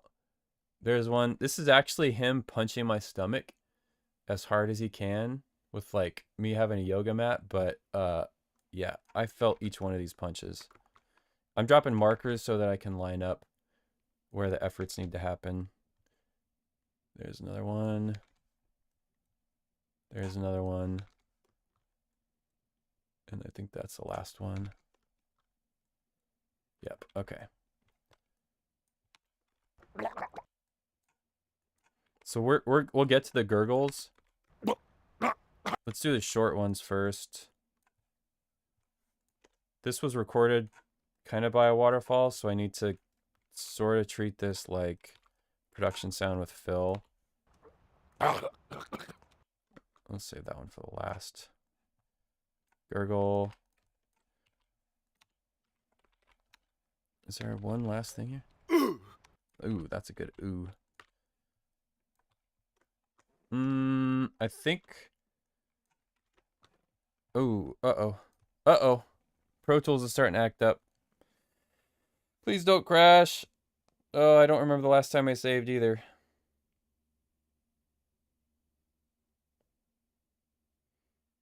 Oh no. Let me see.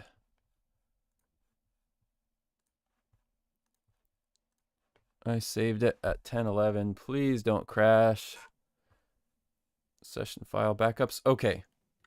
Lesson learned. I am asking a lot of my computer. Oh, here it goes again. I'm streaming. I have like a bunch of video sources. Oh no. This might be it. Yep, beach ball time. Like I don't have a bunch of plugins open. I'm not sure. Let me do I have I think it's literally just the video stuff. Okay.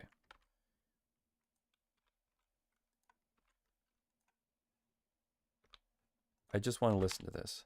That shouldn't be too much. It shouldn't be too much. Come on, man. Come on, Pro Tools. Oh, no. Restart. Like, yeah, probably restart Pro Tools, right? I could do that. I mean, this is good. It's been an hour 20. Okay, I'm going to do that. Quit Pro Tools. You guys should still be able to hear me.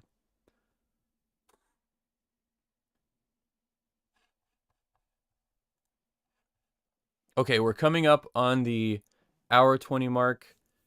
Pro Tools might be needing a force. Yeah, I think I'm going to have to force quit it. Luckily, OBS is still up. Okay.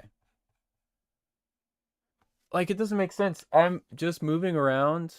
I'm just moving around clips. That's it. That's all I was doing. I wasn't processing stuff. I have 2 EQ plugins and a limiter in my session. But I think it's probably that dang old AVE, Avid Video Engine. And there's one dialogue editor I know that's like on a tirade against. All right, this seems to be working. This seems to be working. Okay, so I'm filling these efforts out kind of like production sound because, you know, there's some grit in there, which is good. Probably all that chat about chicken wings. Yeah, it's probably that. Okay, let's see if these work for him.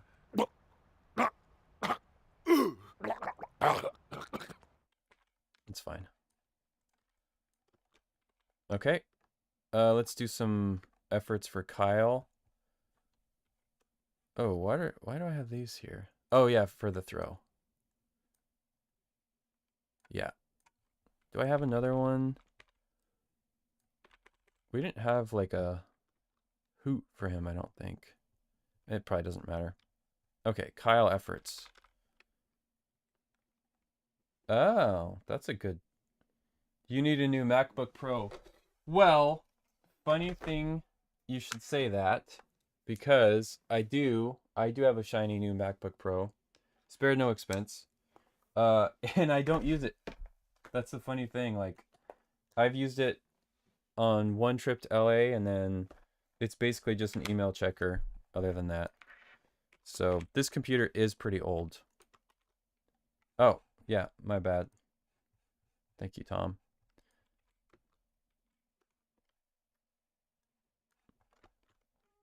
Okay, let's see. Do some efforts for Kyle here. And the nice thing about these wild lines is I can do this. I can kind of checkerboard them.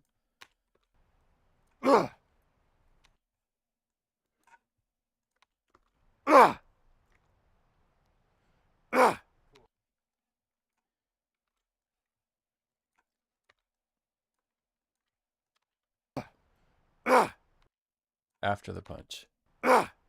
Punch and then effort. If you have too many sounds stacked up at the same time, it doesn't work. Did he do... He did a beast yell, I remember that.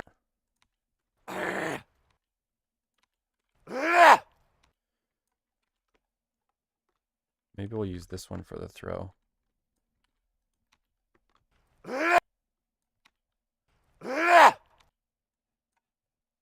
It's funny, like, John Wick was like 90% of this kind of stuff. Finding efforts.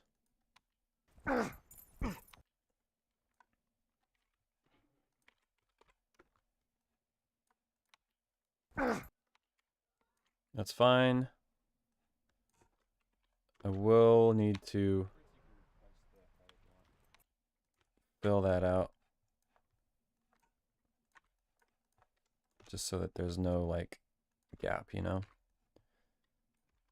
Like, it's fine if this only goes to this crappy camera audio, because this will be really bad. This will need to be cleaned up quite a bit. And actually, let me just do that now. Might as well fill it. Right?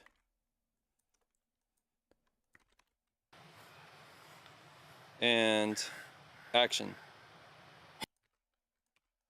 Ugh, that's gonna need some serious EQ and cleanup.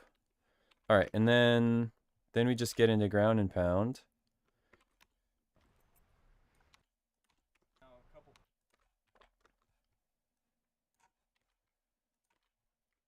Oh, actually, we'll need him. We'll need his charge. Like that. We'll need the charge right here.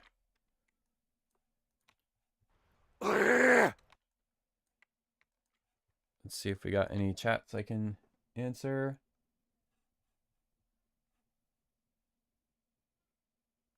You need to update your home studio. I don't know why you say that.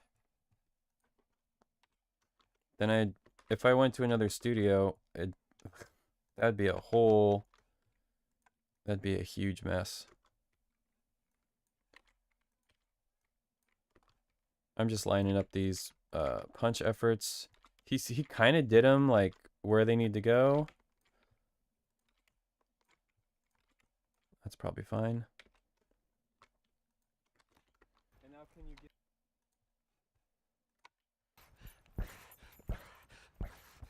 Cool, that's good. It sucks because you can kind of hear him hitting the bag, but that's okay. I might not use these. It's more important to hear the guy getting hit gurgle than him. All right, let's watch this fight scene real quick with these efforts. Oh, there's me talking again.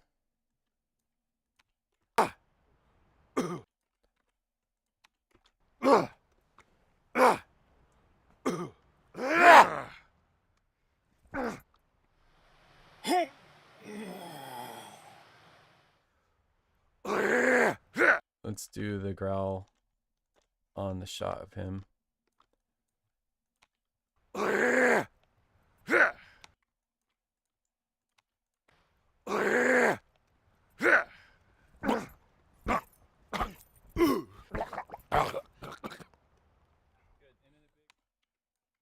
That's good enough.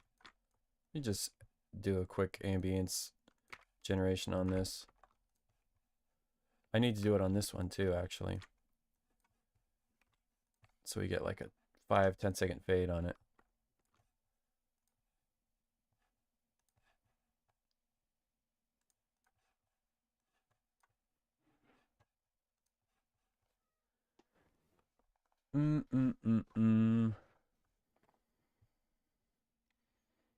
So this person first tells me that I need to update my home studio or go to recording studio, mix in studio, get some studio time, and then asks if I can help mix your song. Those two things seem to kind of run against each other. Any chats I can answer? Tom, thank you for letting me know about the edit window. Clear out unused files and clip lists regularly. Yeah, I could do that.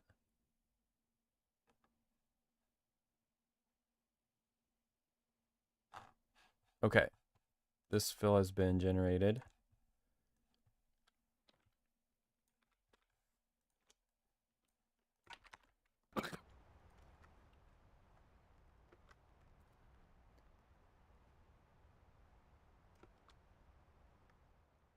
This is going to be music and Foley. We just need to fill this guy in, and we'll be good.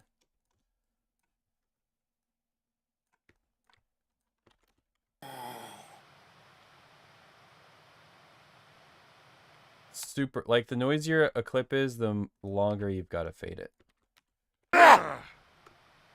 Oop, hit my mic, sorry.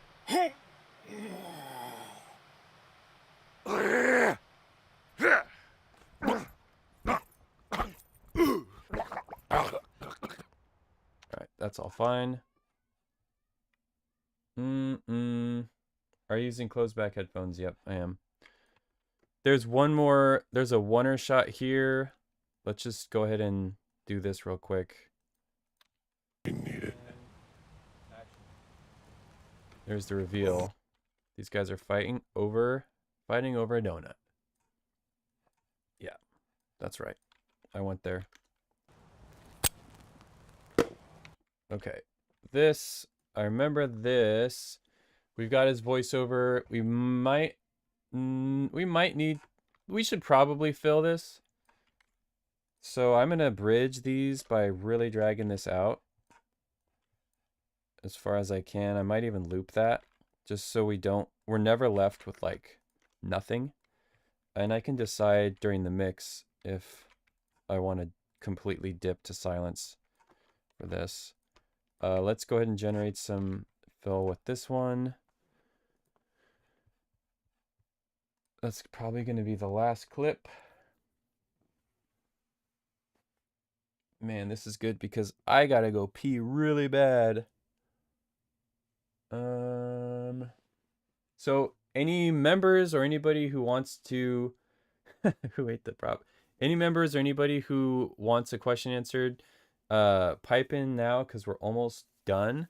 And if you're not a member, like go ahead and leave a super chat so I can really focus on any questions in like the last 5 or 10 minutes here. The fill technique and process is fascinating. Yeah, I mean, really, the goal with the dialogue edit is to get it to where a scene plays back from frame 1 to the last frame and it's seamless. And it's not always possible. Sometimes, I mean, it is almost always possible. Just sometimes if you're listening very critically, you can hear like, yeah, there's a 5-10 second crossfade in here on the ambience. But ideally, it's set up so that when the mixer gets the tracks, or if you're mixing, when you get the tracks, that like your hands aren't tied by the edit, so that, you know, the edits made are so smooth that you can decide if you want to do noise reduction or maybe no noise reduction at all. And you only get to that level by being a specialist in each moment if you're doing everything yourself. If you're just working as a dialogue editor, then you're already a specialist. And you should be unconcerned with noise reduction. You should be concerned with fill, fade, ticks and pops, just making the tracks seamless, but not noise reducing. And for any low budget stuff or indie stuff where you are doing the work yourself, you have to be in the specialist mindset where, you know, you take the time to really focus in on a micro level of details of everything that needs to be done. And you're not just like rushing to the next step, because it's super easy to get where you're like, oh, I can't wait to do the sound effects for this scene, or I can't wait to be finished with the mix and get paid. And the downside with that is you're going to be shortchanging different processes along the way, because you're on to the next, on to the next. So you don't want to do that. I generated a 32-second fill file. That's why it took so long. I'm just going to fill this last shot. Since it is a oneer, I'm going to fill all the way to the last frame. And I'm going to get into it pretty smoothly, hopefully. Let's see if this fill is close. Yeah, that's really good. That's seamless. And that's almost seamless. So we'll call that good on the fill. And then clip gain, how we looking? Okay, man, it's not worth it, man. Yeah. Boom's not super useful. Boom Up was kind of inexperienced, and rightfully so, because he didn't get paid. But yeah, since I'm going to process these, and you know what, I'll also let me drag this camera audio down. We'll just watch this whole scene. That'll be the last thing we do. So let me align this.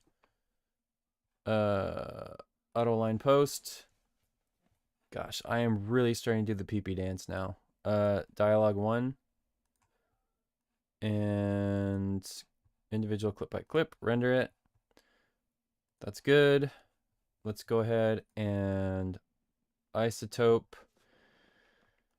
We'll isotope this camera audio first. I've got that saved to extract, so whatever I do, I can undo. So let me do this, actually. I kind of want the tone of this to match the lav, which we're going to be highlighting on the next shot. So I'm going to reference that, send that lav to isotope as a reference.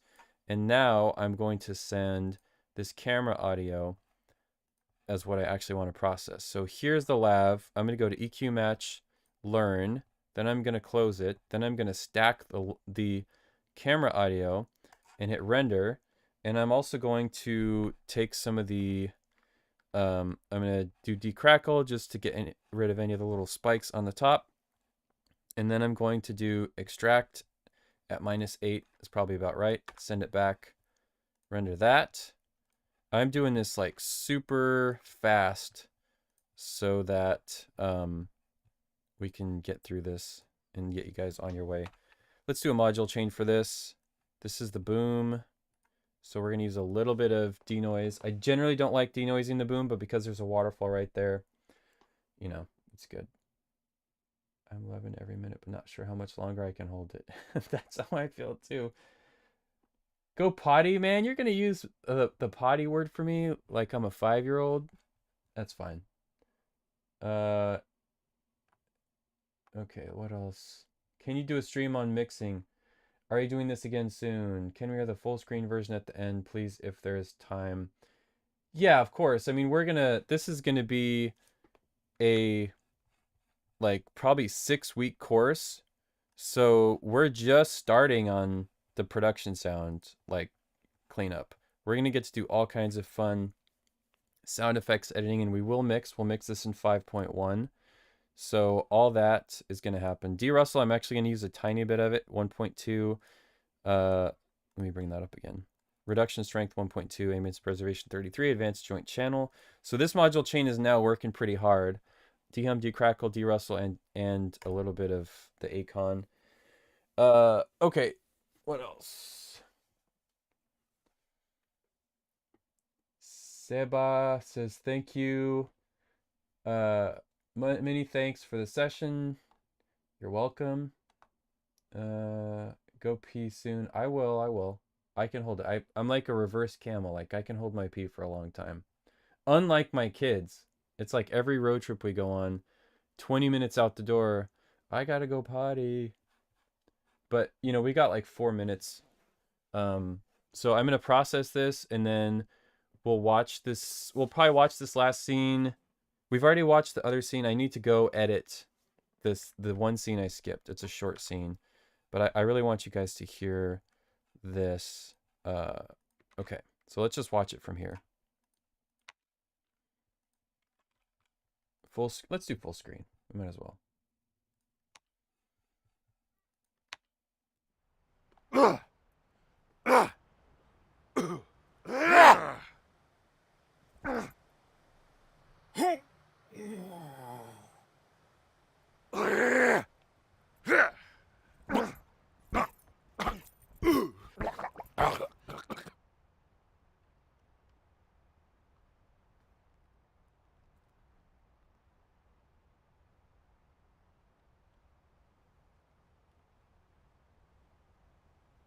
protect this. Keep it safe. Someday you might need it.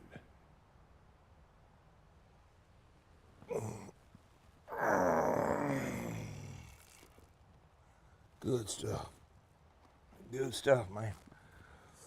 Just, I don't care, Keith. It's just not worth it, man. Yeah.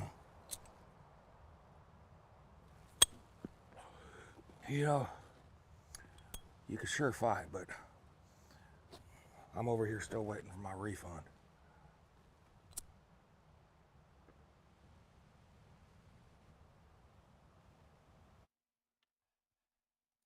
All right, we'll clip gain this last section up a little bit, and there was one pretty bad scratch. Good stuff. Good stuff, man. Right there. Little crunch. So we'll get rid of that. I'll show you how to do these. These ones are pretty tricky. I didn't do a great job rigging their labs. I kind of just slapped them on because I wanted to get this kind of grit in there. Good stuff, man. Yeah, right there. Good stuff, man. So that's just a bunch of clicks. So you can use declick. Oh, let me show you the settings I use for declick. Multiband, I generally weight it towards the higher frequencies. High sensitivity and high click widening because I don't do this. I don't declick the whole thing. It's just if there's clicks, I'll try to hit them. Good stuff, man. And that's already better. There's still a little bit left. Good stuff, man. That's probably going to be enough. Good stuff, man. There's a little low pop there. And we'll send that back and see if that worked. Good stuff, man. Just, yeah, that's good. I don't care, Keith. It's just not worth it, man. Yeah. You know, you could sure fight, but I might take out those little lighter kind of whatever. You know, he's messing with the lighters. The lighter, it happens off camera, so generally stuff that's off camera, I try to get rid of it. Sometimes I'll keep it. Okay, here's a good thing to show you. So these type of things, like this is a lighter, but the same thing happens with plates, silverware, earrings will do the same thing. It's actually just a bunch of harmonics, and you can declick it and it's not going to do anything. So we're going to use deconstruct. And deconstruct, I'm actually going to take the tonal and the transient down and leave the noisy gain. And if I process this, I have it set to 5 on my keyboard. It'll generally reduce it quite a bit. And sometimes that's enough. I'll do the same thing for this one. But let's listen to it and see. Okay, there's still a high frequency thing there, but it got rid of the other one perfectly. So let me just copy paste. you could sure fight. Cool, that's good. And now let's just check this out. You know, you could sure fight, but And there's another scratch there. That scratch I should be able to just fill in. I'm over here still waiting. And I'll leave that lighter click because he does it on camera. You can actually see the flame light up his face. So, actors are actually pretty good. I know, I was impressed with these. Like, these were two guys I kind of knew. Like, I kind of knew them. Kyle is a musician. He's actually doing the score for this. He was like, hey, man, let me have a crack at the score. Kyle's the guy with the do-rag here and the beard. And I was like, yeah, you know what? Go for it. And he sent it, and I was blown away by it. So he surprised me because he's a musician first. Like, that's his thing. He's a musician. And then Josh, the cowboy guy, he's actually a real actor. But, you know, I hadn't done any, like, acting film type stuff with these guys. So I really lucked out. This shoot was, like, just thrown together. It was an 8-hour day. It was a quick shoot. Super tiny, you know, it was me with the camera, these two guys, and then we had Boom Op and like kind of just another guy that just hung around and helped out. I think I credited them. Yeah, Christopher Logan, Boom Op, and then George Frazier was the assistant director. George basically hung out and kept everything safe. So I'm really thankful for for these guys helping me do this, and I'm glad we have our own project that we can use where I don't have to ask for permission. And yeah, let me just go back through the chat real quick and see if there's anything. Does processing an isotope change the relationship to the autoline track? Needing further aligning? Generally, no. Some processes will, and you'll have to align it a second time. Usually the AI stuff does that. And then if you really process things a lot, you'll have to go back and realign that. So let's see, anything else? I'll try to do another class same time next week, Tuesday at 8 a.m. This seems to be when most people are online. Let's see. I will do a stream on mixing, Tom. Don't worry about that. Doing this again soon. Like I said, next Tuesday. Can we hear the full screen version at the end? I don't think I'm going to do the whole film. Let me finish the dial. I'll get it on the other scene, and then we can check it out. Hyphen says field recorder workflow. Yep. Okay. Yeah, Ultimate is mostly track count. I use the field recorder workflow, so I need it. Yes, I do like chicken wings. We talked about the backup clips. So yes, if this was helpful to you guys, please let me know. Leave a super chat, join the channel as a member. That's how I kind of gauge like how much time I should put into this stuff. The people that are members and the people that have left a super chat, I cannot thank you enough. You guys are basically what's keeping me from like going out and working on a construction site, because work has been super slow. Like I've got enough to kind of scrape by, but it's not like 22 and 23 where it was they just were throwing people at projects. So it seems like that's kind of industry wide. If it comes back, great. If not, I'll have to figure out what I'm gonna do, because I don't know that this would be like enough to like YouTube, meaning I don't know if YouTube would be enough to keep me going. But every tiny bit helps. So thank you guys so much. Thank you for joining me. We almost went 3 hours, so I really appreciate your patience. And the one Pro Tools crash, that kind of sucked. But yeah, you guys have been awesome. And yeah, it was great being with you guys. I will catch you next week. I'll make this stream available on my channel as just like a live replay or whatever it's called. And if you guys are following along doing this on your own machine in Pro Tools, then I also have a contest we're going to do at the end of this class where you guys are going to put your mix against my mix, and we're going to let people vote on it. And I will probably get destroyed. There's going to be people out there who do a way better mix on this than I can, but there's going to be a prize involved. For this, let's see, what can I do? What can I do to make this sign off really good for you guys? I think I'll do this on the next stream. I will give away, you could pick anything off my website, and whoever wins, they can just have it for free. So I will figure out how to do that. Maybe some kind of drawing or something like that. Will this video be available? Will this video be available for studying? Yeah, I'm gonna, after I log off, I will make it available on my channel. So thank you guys, and I think this is it. So I will stop the stream in OBS, then it'll stop in YouTube, and I'll see you guys next week. So thanks for tuning in, guys. Take care.